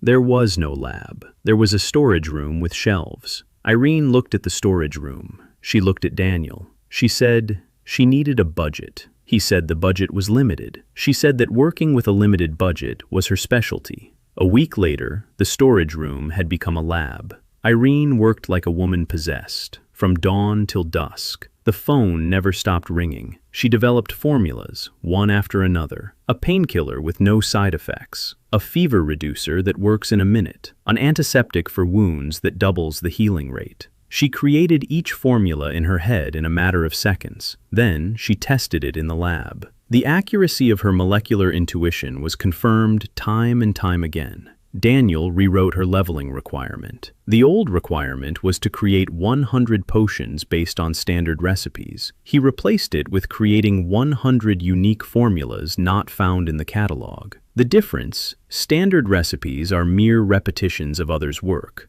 Unique formulas are her own. Her jumped by 18 units in the first week. Irene noticed. She asked Daniel what he had done to her. He replied that he'd changed the formula. She asked which one. He explained the leveling requirement, the growth curve, the trigger. Irene listened. She didn't interrupt. When he finished, she was silent for a minute. Then she said that in her 20 years as an alchemist, not a single guildmaster, mentor, or colleague had ever bothered to watch how she worked. Everyone saw her C rank and lost interest. She lit a new pipe. She went to the lab. She stopped at the door. Without turning around, she said that their tea was still lousy, but she'd stay. Daniel made a note in the log. Team 5, Keira, diagnosis and treatment through empathy and biochemistry. Hana, search and reconnaissance through scent. Lisa, surgery through point magic. Sora, diagnosis through light. Irene, pharmaceuticals through molecular intuition. 5 women, 5 skills. None of which the system considered combat-related, none of which the world considered valuable, and each of which was worth more than most SSS-ranked combat talents. Because an SSS-ranked swordsman can kill a dragon, but he cannot cure a child of a hereditary curse. He cannot find a missing person in a city of 1,000,000. He cannot set a bone that is healed crookedly. He cannot detect a stone in the bile duct. He cannot create a medicine that doesn't exist in the catalog. The world considered strength to be the only currency. Daniel knew this was a balancing error, the oldest and most common one. In every game he had balanced, in every world anyone had ever designed, developers always overemphasize attack and underestimate support. The first patch after release is always the same. Count Cyrus Van-Hold arrived in the 9th month. month, not alone. First came his representative, a young man in a gray suit, without coats of arms or insignia. Neat, polite, smiling. He introduced himself as an assistant to a patron interested in supporting the capital's medical initiatives. He said his employer would like to discuss a possible collaboration, mutually beneficial. Daniel opened the assistant's file while the man was speaking. An ordinary person, average stats, but one hidden field was glowing. Affiliation. House Van-Hold. Daniel listened. He nodded. He said he was ready to meet. The assistant left. Daniel gathered his team that evening, 5 women at the table. The 6th mug was empty. He didn't yet know that the 6th would soon appear. He told them that Count Van-Hold was on his way, the owner of the largest partners auction house, the man who buys and sells bonds, legally, through a voluntary transfer agreement. On paper, the partner consents of their own free will. In reality, the partner is placed in a situation where refusal is impossible. Debts, blackmail, threats against the family. Keira listened in silence. Her empathic response was at level 178. She could sense how each woman at the table was reacting to Daniel's words. So's fear, Rai, Hana's anger, Lisa's cold detachment, Irene's professional calculation. Keira asked what the Count wanted from them. Daniel replied, her. The room fell silent. Hana placed her palms on the table, her claws extended. She said the Count could try. Daniel said the Count wouldn't try anything forceful, not right away. He'd propose an exchange, take Keira, and give someone more useful on paper. Then, when Daniel refused, he'd try through the law, then through blackmail, then through force. It was a standard scheme. Auctions had been operating that way for decades. Lisa asked what their plan was. Daniel replied that the plan was simple: to work, heal, grow, become so indispensable to the city that it would be politically unwise to touch them. The Count arrived 3 days later, in person, tall, broad-shouldered, a handsome face, refined, expensive clothes but without ostentatious luxury, a man who knows that true power needs no display. Daniel opened his file and held his breath. Cyrus Van-Hold, age 38, rank A, partner, a high-ranking succubus, bond type, dominant, skills, first, empathic suppression, rank B, second, contract magic, rank A, third, reading profiles, rank D. Daniel reread the third skill, reading profiles, rank D. The Count could see the parameter profiles, not as deeply as Daniel. Rank D is a superficial level, the open fields and the first layer of hidden ones, but he could see more than ordinary people. That was exactly why he was running the auction. He knew the value of each partner more accurately than the system indicated, and that was exactly why he had come for Keira. He could see that she was an F rank. He didn't see just how strong she was, but he saw that she was more than she let on.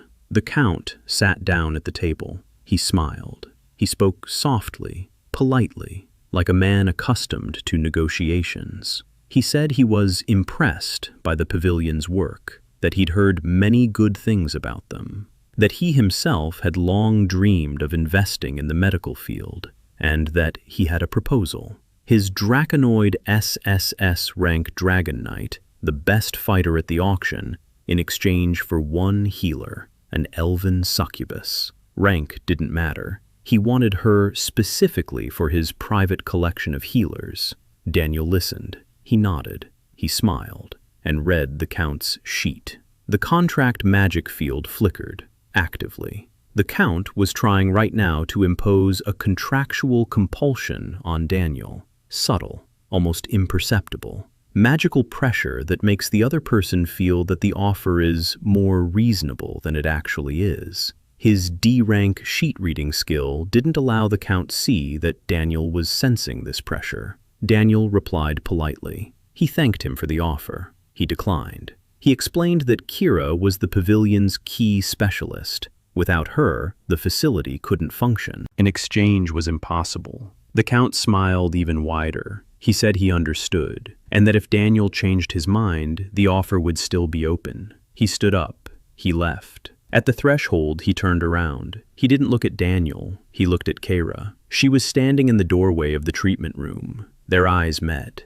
The Count smiled at her and left. Keira approached Daniel. She said that the Count had tried to pressure her, empathetically. She sensed it. His succubus partner was transmitting a wave of submission through him, succubus to succubus, a species-specific signal.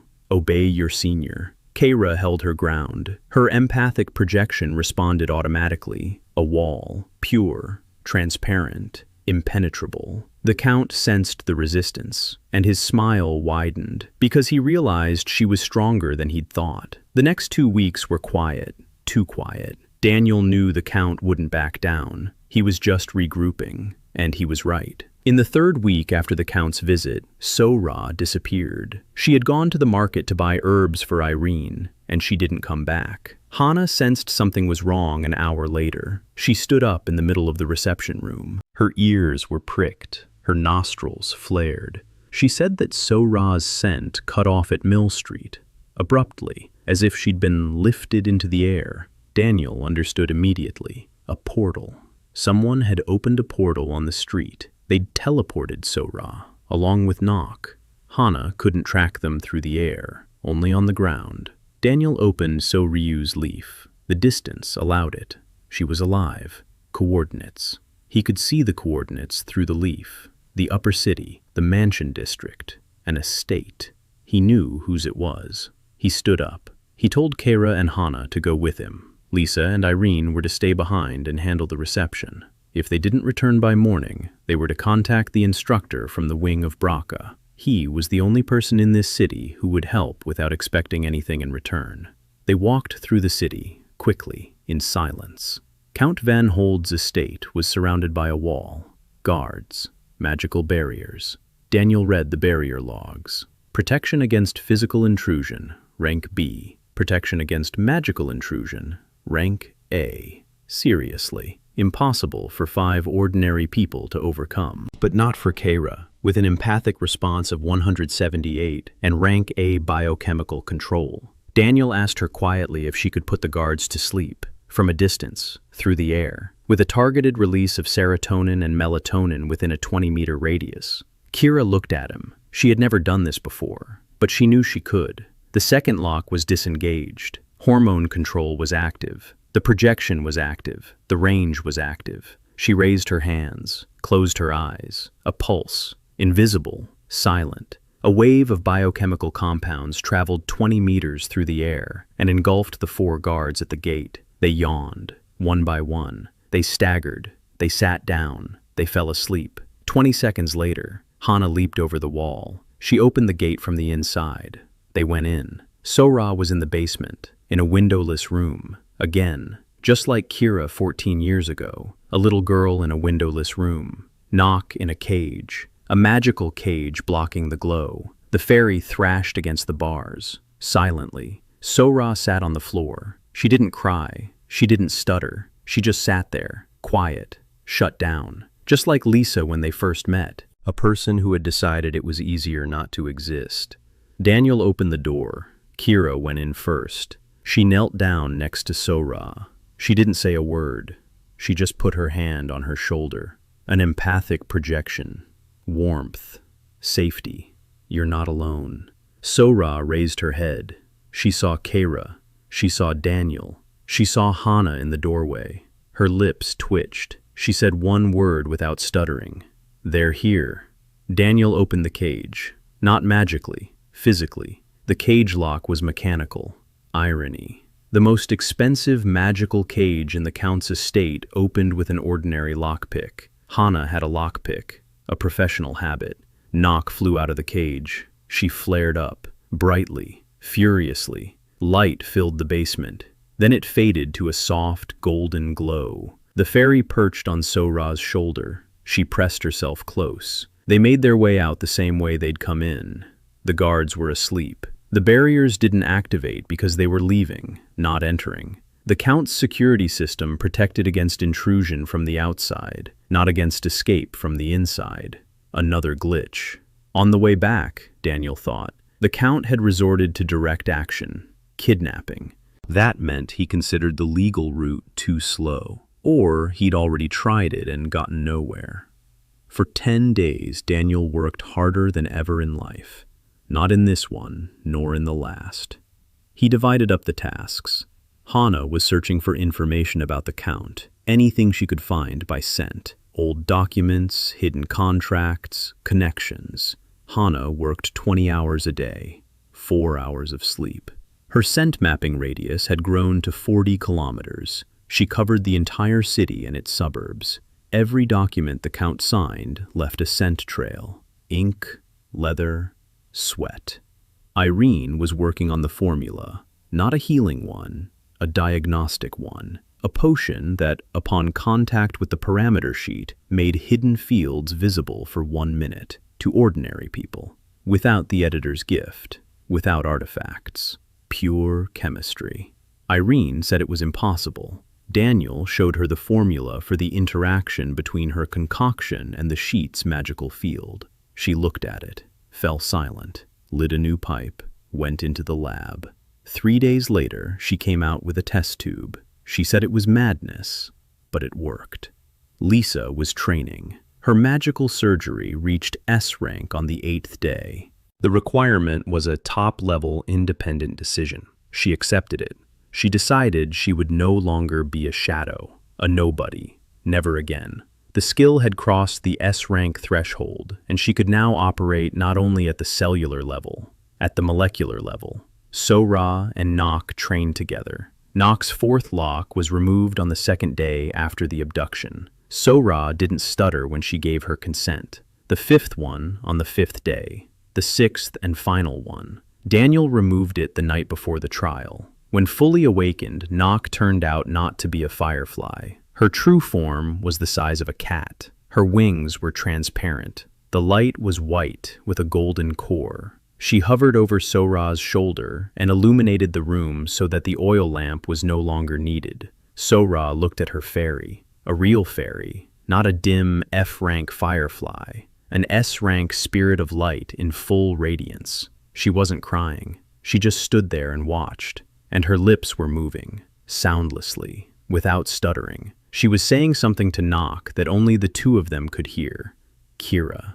Daniel worked with her every evening. The remaining 6 of her mother's locks, 1 per day. A conversation every evening. Her mother every evening. Tears every evening. Not bitter ones, warm. The 11th lock, blocking complete empathic fusion. The mother feared her daughter would lose herself in others' emotions. Unlocked, the 12th, the 13th, the 14th, the 15th, the 16th. Each like a page from the diary of a dead woman who loved her daughter more than life itself, and whose love broke her daughter's wings. The last one, the 17th, the deepest, the oldest. The first one to be imposed. When Keira was 5 years old, 3 days before the trial. Daniel opened the description. Complete blockage of the succubus essence. It wasn't a skill, not a parameter. It was her very self. The mother hadn't blocked her daughter's ability. The mother had blocked her daughter. All of her. Entirely. Her very essence. Her core. What made Keira Keira. The mother saw a 5-year-old girl who had accidentally caused her nanny to faint and decided that the only way to save the world from her daughter was to hide her daughter from the world and from herself. The condition for lifting the block, understanding the reason, and else. This lock demanded not only Daniel's understanding, it demanded Keira's forgiveness. Her mother had cast it with such intensity of love and fear that the lock became part of their relationship. Not a technical restriction, but an emotional one. Keira had to forgive her mother. Not for the castles, for the fear. For the fact that her mother looked at a 5-year-old girl and saw not a child, but a threat. Daniel explained it to her, quietly, calmly, as if he were reading patch notes. No drama, no pressure, just the facts. Keira listened. She sat on her bed, legs tucked under her, hands on her knees. She was silent for a long time. Then she said she wasn't angry with her mother. She'd never been angry. Her mother had done what she knew how to do. Badly, awkwardly, but out of love. Keira knew that. She'd always known, even when she didn't remember. She said she forgave her. Not her mother. Her mother had nothing to be forgiven for. She was forgiving herself, for believing for 14 years that she was dangerous, for wearing a veil, for hiding her eyes, for being afraid of her own hands. The lock flashed, not yellow, white, instantly, and then it vanished. Keira had changed, not on the outside, although on the outside too. The pink flush on her cheekbones grew brighter, her eyes were lighter, her pupils were vertical, sharp, beautiful. But the most important change was inside. Daniel looked at the leaf, empty, pure, not a single lock, not a single red field, not a single blank space. For the first time in 19 years, Keira Van-Hold existed fully. Empathetic biochemistry, rank S. Empathetic projection, rank S. Biochemical synthesis, rank A, growing. Neurotoxin control, rank A, growing. Succubus essence, active, rank. Daniel looked. He looked again.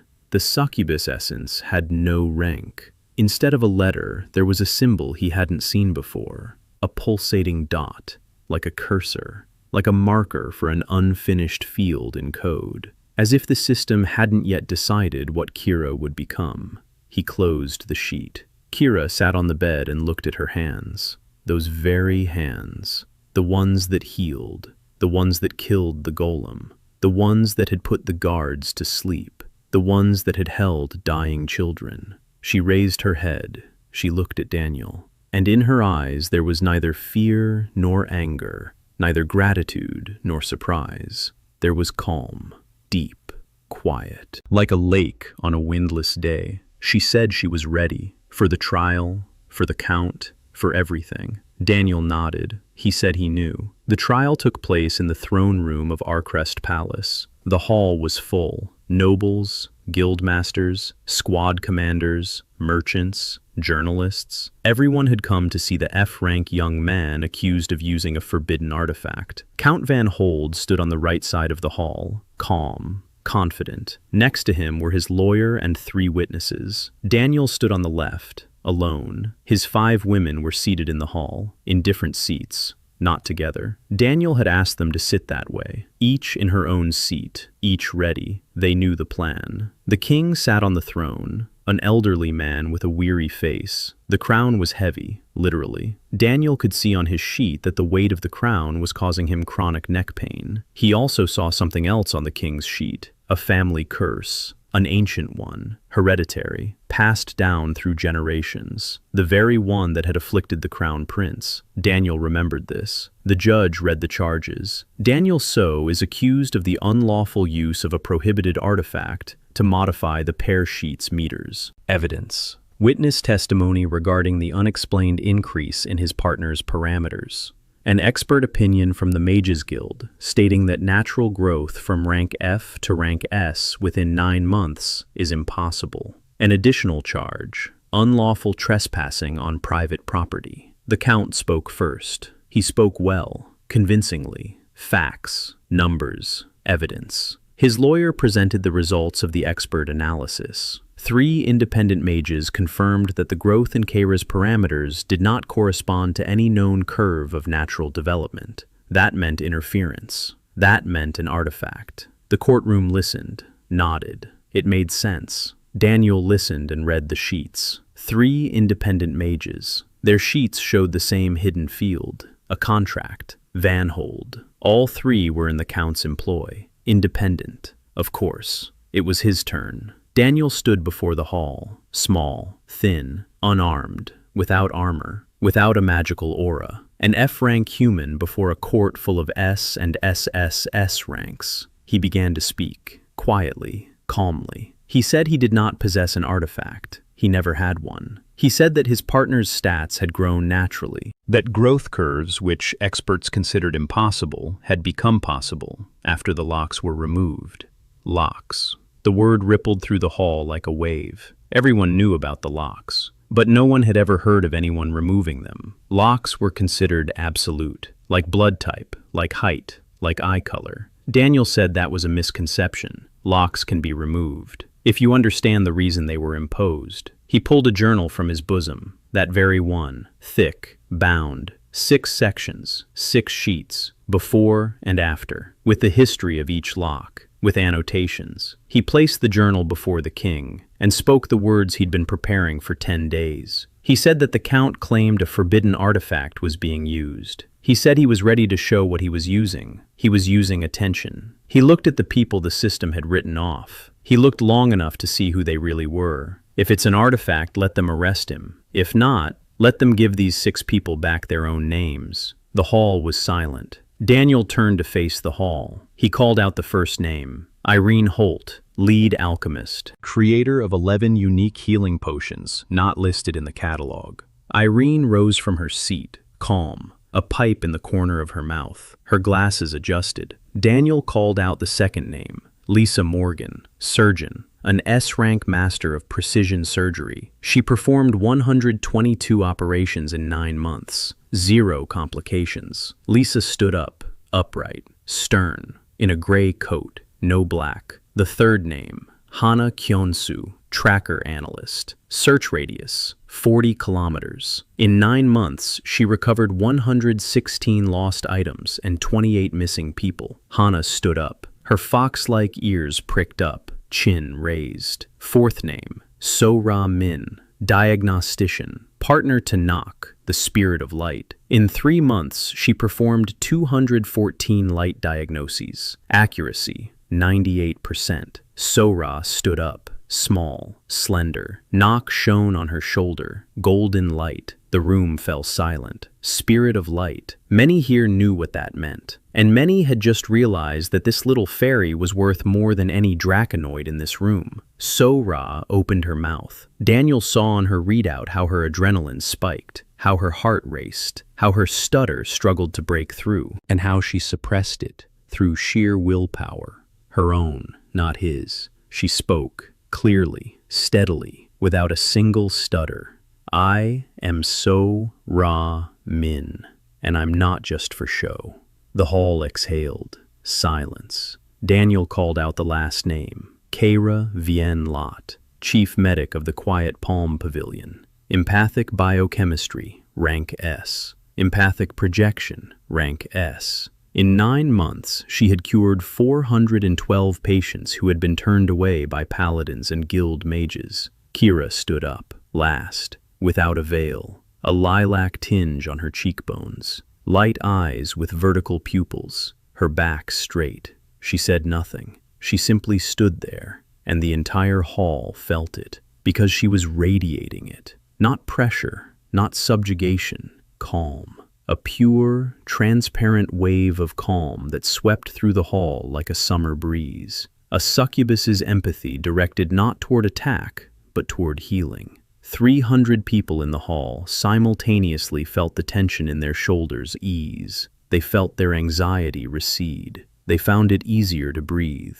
The king sat up straighter on his throne. His hand instinctively touched his neck. The pain was gone, for a moment. He looked at Keira. She wasn't looking at the king. She was looking at Daniel. Count Van-Hold stood in silence. His expression didn't change. He was a professional. He didn't show it when he was losing. But Daniel saw his hand. Stress level 62, the highest ever recorded. Daniel turned to the count and said that since they were talking about transparency, he'd like to propose something. A demonstration. He took out a test tube. Irene's formula. Diagnostic. It makes the hidden fields of leaves visible for a minute to everyone in the room. He offered to apply it to his own leaf, right here, right now. Let the entire hall see if he had an artifact. The judge looked at the king. The king nodded. Daniel drank the potion. His leaf flashed, visible to everyone. A gray rectangle. Access denied. Not a single skill, not a single talent. F rank across the board. The hall saw it. 300 pairs of eyes saw the sheet of an ordinary person, without a single artifact, without a single magical ability, without a single hidden field. Absolute zero.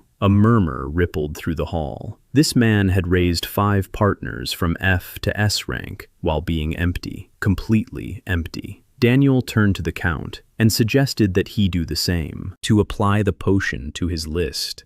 The hall fell silent. The Count smiled, but the stress level on his list was 74. He could refuse, that was his right. But to refuse in front of a full hall after the accused had voluntarily shown his list, such a refusal would look like an admission of guilt. The Count reached out his hand. He took the test tube. He drank it. His sheet flared up, and the entire room saw what Daniel had seen from day 1. Rank A contract magic. Dozens of contracts. With mages, with judges, with merchants, with 3 independent experts who had just testified. Rank D leaf reading. A hidden skill the Count had never told anyone about. The ownership field. 16 partners acquired through auction. 16 living beings classified as property. And 1 more field. One that Daniel had seen before but hadn't point out. Now he could. A contract with a non-human entity. Type, parasitic. Function, potential redirection. Sources, 23 names. 23 partners whose potential flowed through the system of castles into the Count's pocket and onward to the entity with which he was bound. Keira was the 24th, or was supposed to be. The hall was silent.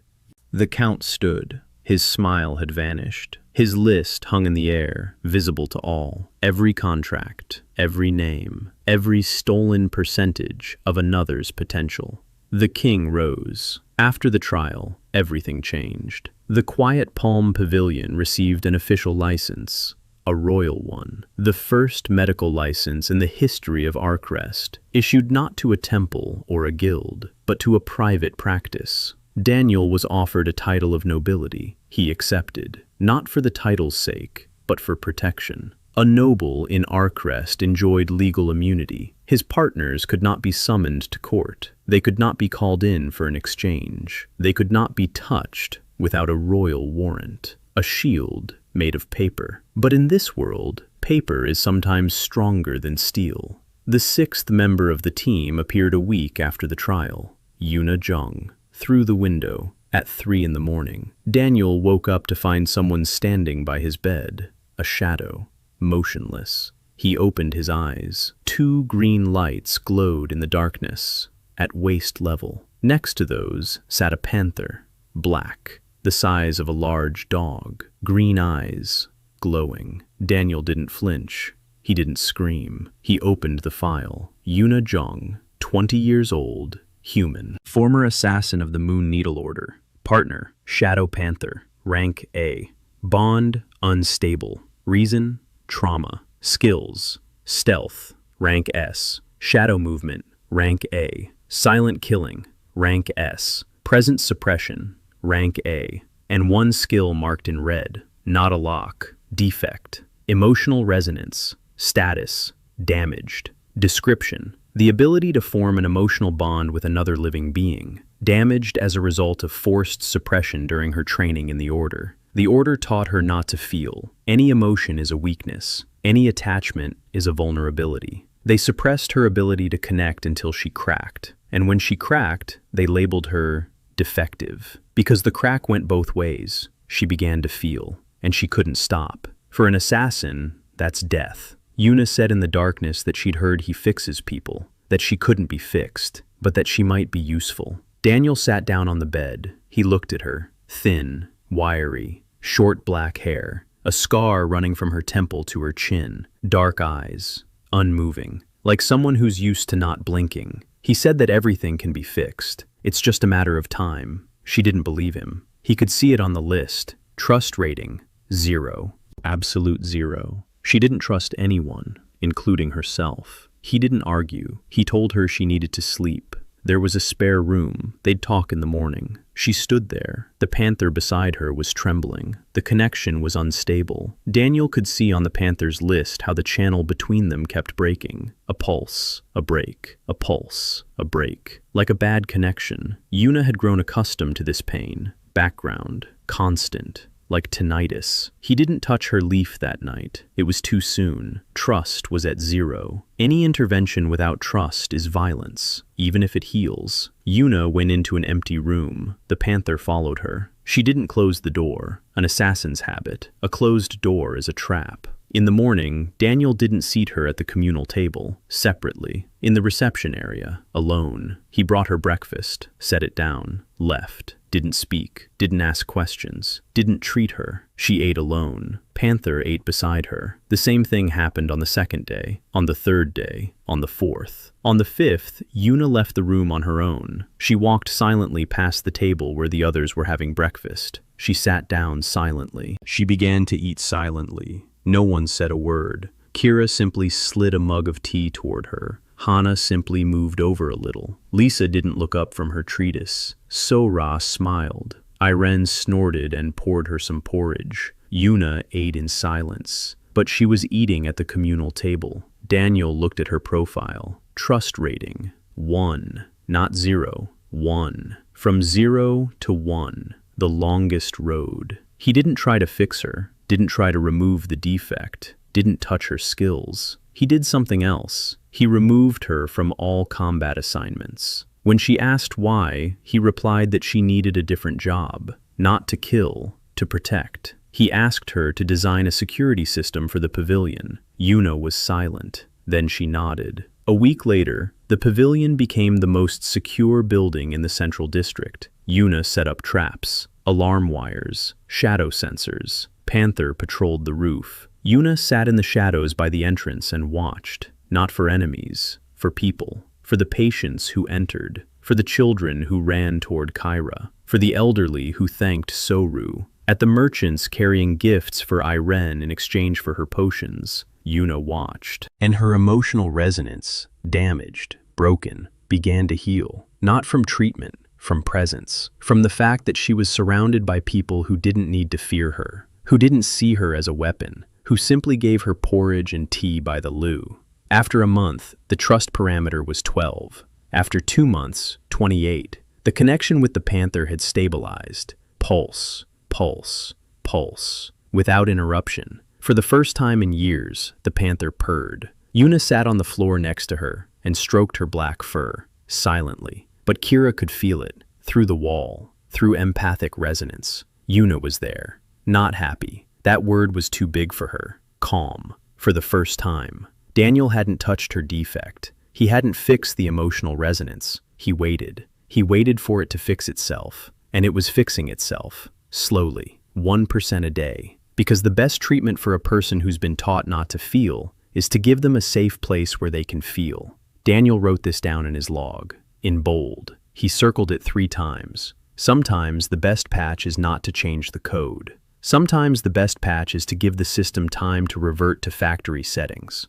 Team 6. Full roster. Half a year before the Great Rift. The 13th Lord was awakening. Daniel sensed it, not through the sheets, through the air, through the earth, which sometimes trembled at night, through the prophecies screaming from the temple walls, through the panic that was slowly engulfing the upper city. S-ranked heroes were sharpening their swords. Archmages were brewing battle potions. The army of Arkrest was building fortifications. Everyone was preparing for war. Daniel was preparing for something else. The Great Rift opened at noon. The sky burst. Not a metaphor. A crack ran through the clouds from horizon to horizon. Black, pulsating. Light, which was not light, gushed from it. A cold radiance that made shadows grow longer rather than shorter. The 13th Lord emerged first. Immense. Not in terms of size, though his size was monstrous. Immense in terms of the pressure he exerted. His presence settled upon the city like an invisible slab. People on streets fell to their knees, not out of fear, out of the weight of it. Magical, physical, existential.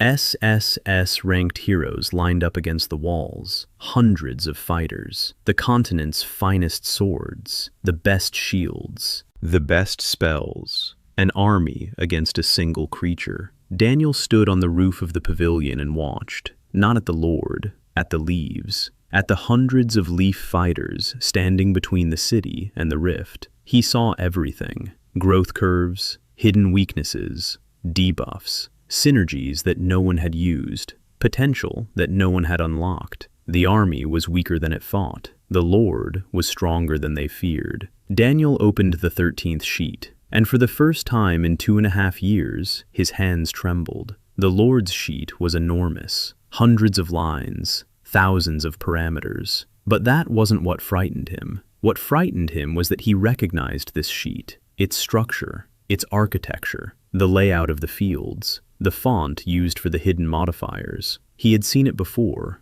every day, on every sheet of every living being in this world. The 13th Lord was written in the same code as everything else. He was part of the system, not a mistake, not an intrusion from outside, a planned event, a test boss. Someone had written him into the world as part of the script, and the script called for the heroes to fight him and die. And new heroes would rise from their bones, and the cycle would repeat in 10 years, and again, an endless grind. Daniel climbed down from the roof. He entered the pavilion. 6 women were waiting for him at the table. The same one, 6 mugs, a journal in the middle. He sat down, opened the journal to a blank page, and began. The first thing he said was that the Lord is not the enemy. The Lord is part of the system, like castles, like lists, like growth curves. Someone programmed him to come every 10 years and check the world's readiness for the next cycle. He can be killed. He's been killed before. But in 10 years, he'll return, because he's written into the code. To stop him forever, you can't just kill the body. You have to rewrite the line. Second, he cannot rewrite the line himself. His gift, the editor, does not work at that level. He can edit the lists of living beings. The Lord is not a living being. The Lord is a function, a script, an automated process launched by the architect. To rewrite the script, you need access to the world's root code, to that level of the system where the rules are written, connections, locks, parameters, curves, everything. Third, he knows how to gain that access. An old apothecary from a distant province, the one who told him a year ago that he wasn't the first, but the first who was still alive. Daniel found him 3 months ago, not the apothecary himself, but what the apothecary had left behind. A note. It contained a single word: coordinates. A point at the center of the rift. The place where the rift between worlds is at its thinnest. The place where the world's code is visible to the naked eye. If Daniel reaches that point the moment the rift opens, he'll gain access to the root level, and he'll be able to rewrite the Lord's script. Not kill it, delete it from the code, forever. Problem. The point at the center of the rift. Standing between Daniel and that point are the Lord and his army of creatures. Daniel is F rank. No magic, no combat skills, no chance of making it through this alive. Not alone. He looked at the 6 women. They were looking at him. Keira, Hana, Lisa, Sora, Irene, Yuna. He said he wasn't asking them to take a risk, that this was his decision and his responsibility, that he could try it alone. Keira cut him off. For the first time ever, she simply said no. She didn't ask. She didn't suggest discussing it. She said no, in one word, and the other 5 nodded, all at once, as if the matter had been settled long before he even asked. Daniel closed his mouth, opened it, closed it again, nodded. They left the pavilion an hour later, 6 and 1. The city was burning, not all of it, the outskirts. Creatures from the rift had broken through the first line of defense. S-ranked heroes held the second line. The streets between the first and second lines were empty. They were smoldering. They stank. Daniel led the team through those streets. Hana was in front. Her nose was working. She could smell every creature within a kilometer. She could see the battlefield through the sense, better than with her eyes. Yuna was in the shadows. Panther was by her side. They moved like smoke, silently, invisibly. Yuna took out lone creatures that strayed onto their flank, soundlessly, precisely, without hesitation. But now, without the emptiness in her eyes, she was defending. not killing just to follow orders. She was defending the people who followed her. A difference, a fundamental difference. Sora and Nock, the spirit of light in full radiance. Nock scanned the path. Light pierced through the smoke and darkness. Sora read the readings. A creature to the left, 200 meters. A creature to the right, 150. The path is clear. Forward. Her voice was steady, no stuttering, clear, commanding. Irene handed out the kits to everyone. 5 vials on each person's belt. Regeneration, protection against magical pressure, antidote to the creature's poison, reaction stimulator. And the 5th? Secret. This she had created yesterday, a molecular destroyer. 1 drop on a creature and its cellular structure disintegrates in 30 seconds. A masterpiece of molecular intuition, the latest and greatest formula. Lisa walked beside Daniel. Her magic created a thin, surgical barrier around the group. Not a shield. A shield can be pierced. Lisa's barrier worked differently. It didn't block, it severed. Every object crossing the boundary was cut apart at the molecular level. The creatures that leaped at them disintegrated in mid-air, soundless, bloodless, a clean cut. Keira. She walked beside Daniel. Her empathic projection was operating at full capacity. She was transmitting a wave of calm and focus to the entire team. Without her, they would have long since broken under the Lord's magical pressure. With her, they moved as if through a park, focused, calm, precise. Daniel walked and worked. 6 sheets spread out before his eyes, 6 sets of parameters. He saw everything. Hana's fatigue, a 2% increase. Reallocate 3 points from speed to endurance. Done. Lisa's mana is dropping. The barrier is draining too much. Switch the power source from internal mana to external. Through the rift, a sea of magic all around. Take it or leave it. Connect Lisa to the external source via the absorption modifier. Done. Mana is stable. Nock is overheating. The glow is too intense. Reduce brightness by 20%. Redirect the freed up energy to scanning accuracy. Done. Sora can see 40% farther. Yuna is getting tired. Emotional strain. She's killing creatures, but every kill takes a toll on her healing resonance. Transfer part of the combat load to the panther. Reduce Yuna's role to coordination. Done. The panther takes over close combat. Yuna's breathing evens out. Keira. Everything is stable. Everything is working. Like clockwork. He isn't fighting. He isn't casting spells. He isn't running ahead with a sword. He's sitting in the center of the formation, at a table where is missing, with sheet music that only he can see. And he's conducting 6 instruments, 1 conductor, the most beautiful battle scene, and in it, not a single blow from him. They passed through the line of creatures. They emerged at the rift. The crack in the sky was right above them. Black, huge, cold emanated from it, and code. Daniel saw it. Lines, fields, parameters, floating in the air like parameter sheets, but bigger, much bigger. It was the code of the world, rules, laws, the formulas by which everything existed, connections, locks, growth curves, leveling conditions, ranks, everything. And amid this code, he saw a line, just one, the 13th Lord, cycle, 10-year period, activation condition, automatic, deactivation condition, death of the body, rebirth in 10 years, an endless cycle. Next to that line was another, a signature, the architect, and a note. Daniel read it. The note said, "I'm tired. I created this world as a test, as a laboratory, as a model. I wanted to understand whether beings could grow beyond their parameters. They cannot. I've been trying for 1,000 years.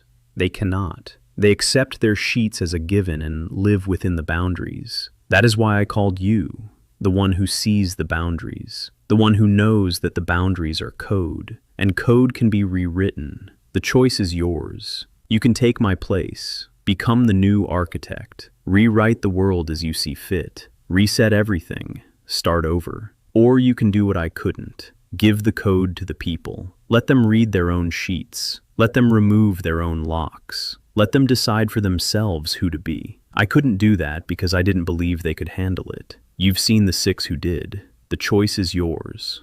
Daniel stood beneath the shattered sky. 6 women stood in the semicircle behind him. Keira, who for 14 years considered herself poison and became the best healer on the continent.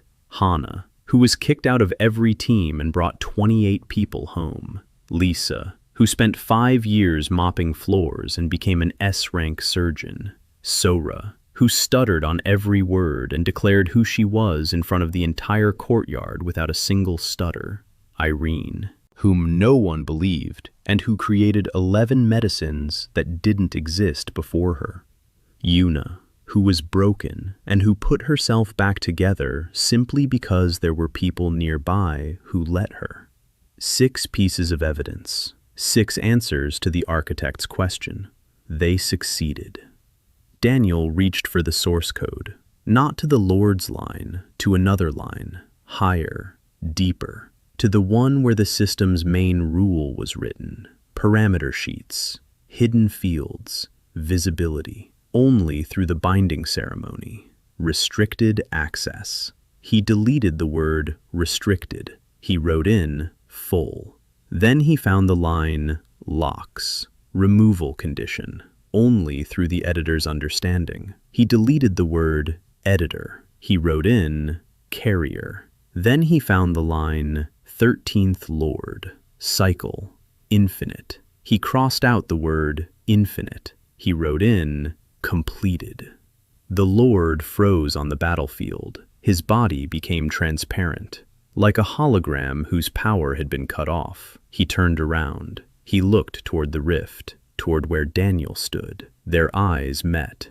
The 13th Lord was not alive. He was a function. But in that final second, something resembling relief flashed across his face. Then he vanished, dissolved. The lines of code around the rift pulsed. They shifted. Across the entire continent, parameter sheets flared to life for every living being. Hidden fields became visible. Locks became readable. Not just for Daniel, for everyone. Every person in this world could now look at their sheet and see everything. Every lock, every hidden ability, every growth curve. And everyone could now remove their own lock, if they understood the reason. Daniel didn't become an architect. He didn't reset the world. He didn't rewrite everything from scratch. He did what he always did. He found a bug. He figured out the cause. He wrote a patch, and he deployed it to production. The rift closed. The sky mended itself. The light returned. Ordinary, warm, sunny. Arkrest's army stood in the field before the empty space where the 13th Lord had been just a minute ago. Swords raised, shields at the ready. The enemy had vanished. Silence. Then shouts, joy, tears, hugs. The 300-year cycle had ended. They didn't know why. They just knew it was over. Daniel sat on the ground beneath the closed rift, tired. His body ached. F-rank. An ordinary person. Ordinary fatigue. Keira sat down beside him, silently. She placed her hand on his shoulder, that very right shoulder that had hurt on the first night. There was no pain, but her hand rested there, not to heal, just to be there. Hana sat down on the other side. She pressed her shoulder against him. Her fox ears were lowered, relaxed. Lisa stood behind him, her hand on the top of his head, like an older sister. Sora stood across from him. Noke was on her shoulder, golden light, warm. Irene was smoking a pipe 3 steps away, silently. She was looking up at the sky. Yuna stood slightly to the side. Panther was next to her. Then she walked over. 1 step, then another step. She stood next to the others, in silence, but close by. 7 people, 6 women, and 1 former QA engineer. They sat on the scorched earth under a clear sky and remained silent. Somewhere in the city, people were looking at their sheets and seeing the hidden fields for the first time in their lives. Wherever a mother saw locks on her child and realized she had placed them there herself. Somewhere, a fighter saw his true potential and couldn't believe his own eyes. Somewhere, a decommissioned F-rank partner looked at a hidden S-rank line and began to cry. The world was changing, right now, line by line, lock by lock, person by person. Daniel closed his eyes. Keira was beside him. Her hand was on his shoulder, warm, alive, real. He thought about his past life, about the bridge, about the guardrail, about the laptop with the spreadsheet on the passenger seat, about whether it had been worth it. He opened his eyes. He looked at the 6 faces around him: Keira, Hana, Lisa, Sora, Irene, Yuna. It was worth it. He pulled out his notebook, opened it to the last page, wrote, "Final patch note, version 1.0, full access to the lists for all users. Locks are removed by users themselves once they understand the reason. The Lord's cycle is complete. The system has moved from closed beta testing to open access. Developer's note, thank you for your patience. There will be bugs, but now you can read your own code. Good luck." He closed the journal. He stood up. He held out his hand to Keira. She took it. She stood up. She looked at him. In her eyes was the very reason he had lived 2 lives. She said quietly that it was time to go home. He nodded. They walked, the 7 of them, along the scorched road, toward the pavilion, toward the table set for 6 mugs plus 1, to the line of patients that would be there again tomorrow at dawn, to the life that goes on after the final boss. Because the final boss isn't the end of the story. It's the end of the first arc. And life isn't an arc. Life is what happens when you close the magazine and go drink lousy tea with the ones you love. The sun was setting behind distant mountains. The sky was clear. For the first time in 300 years, the shadow of the next rift did not hang over Einheim. For the first time in 300 years, people could look up at the sky and not count the years until the end. For the first time in 1,000 years, every person could open their leaf and read who they truly were. Daniel was walking home. Keira's hand was in his. The others were walking 5 steps behind.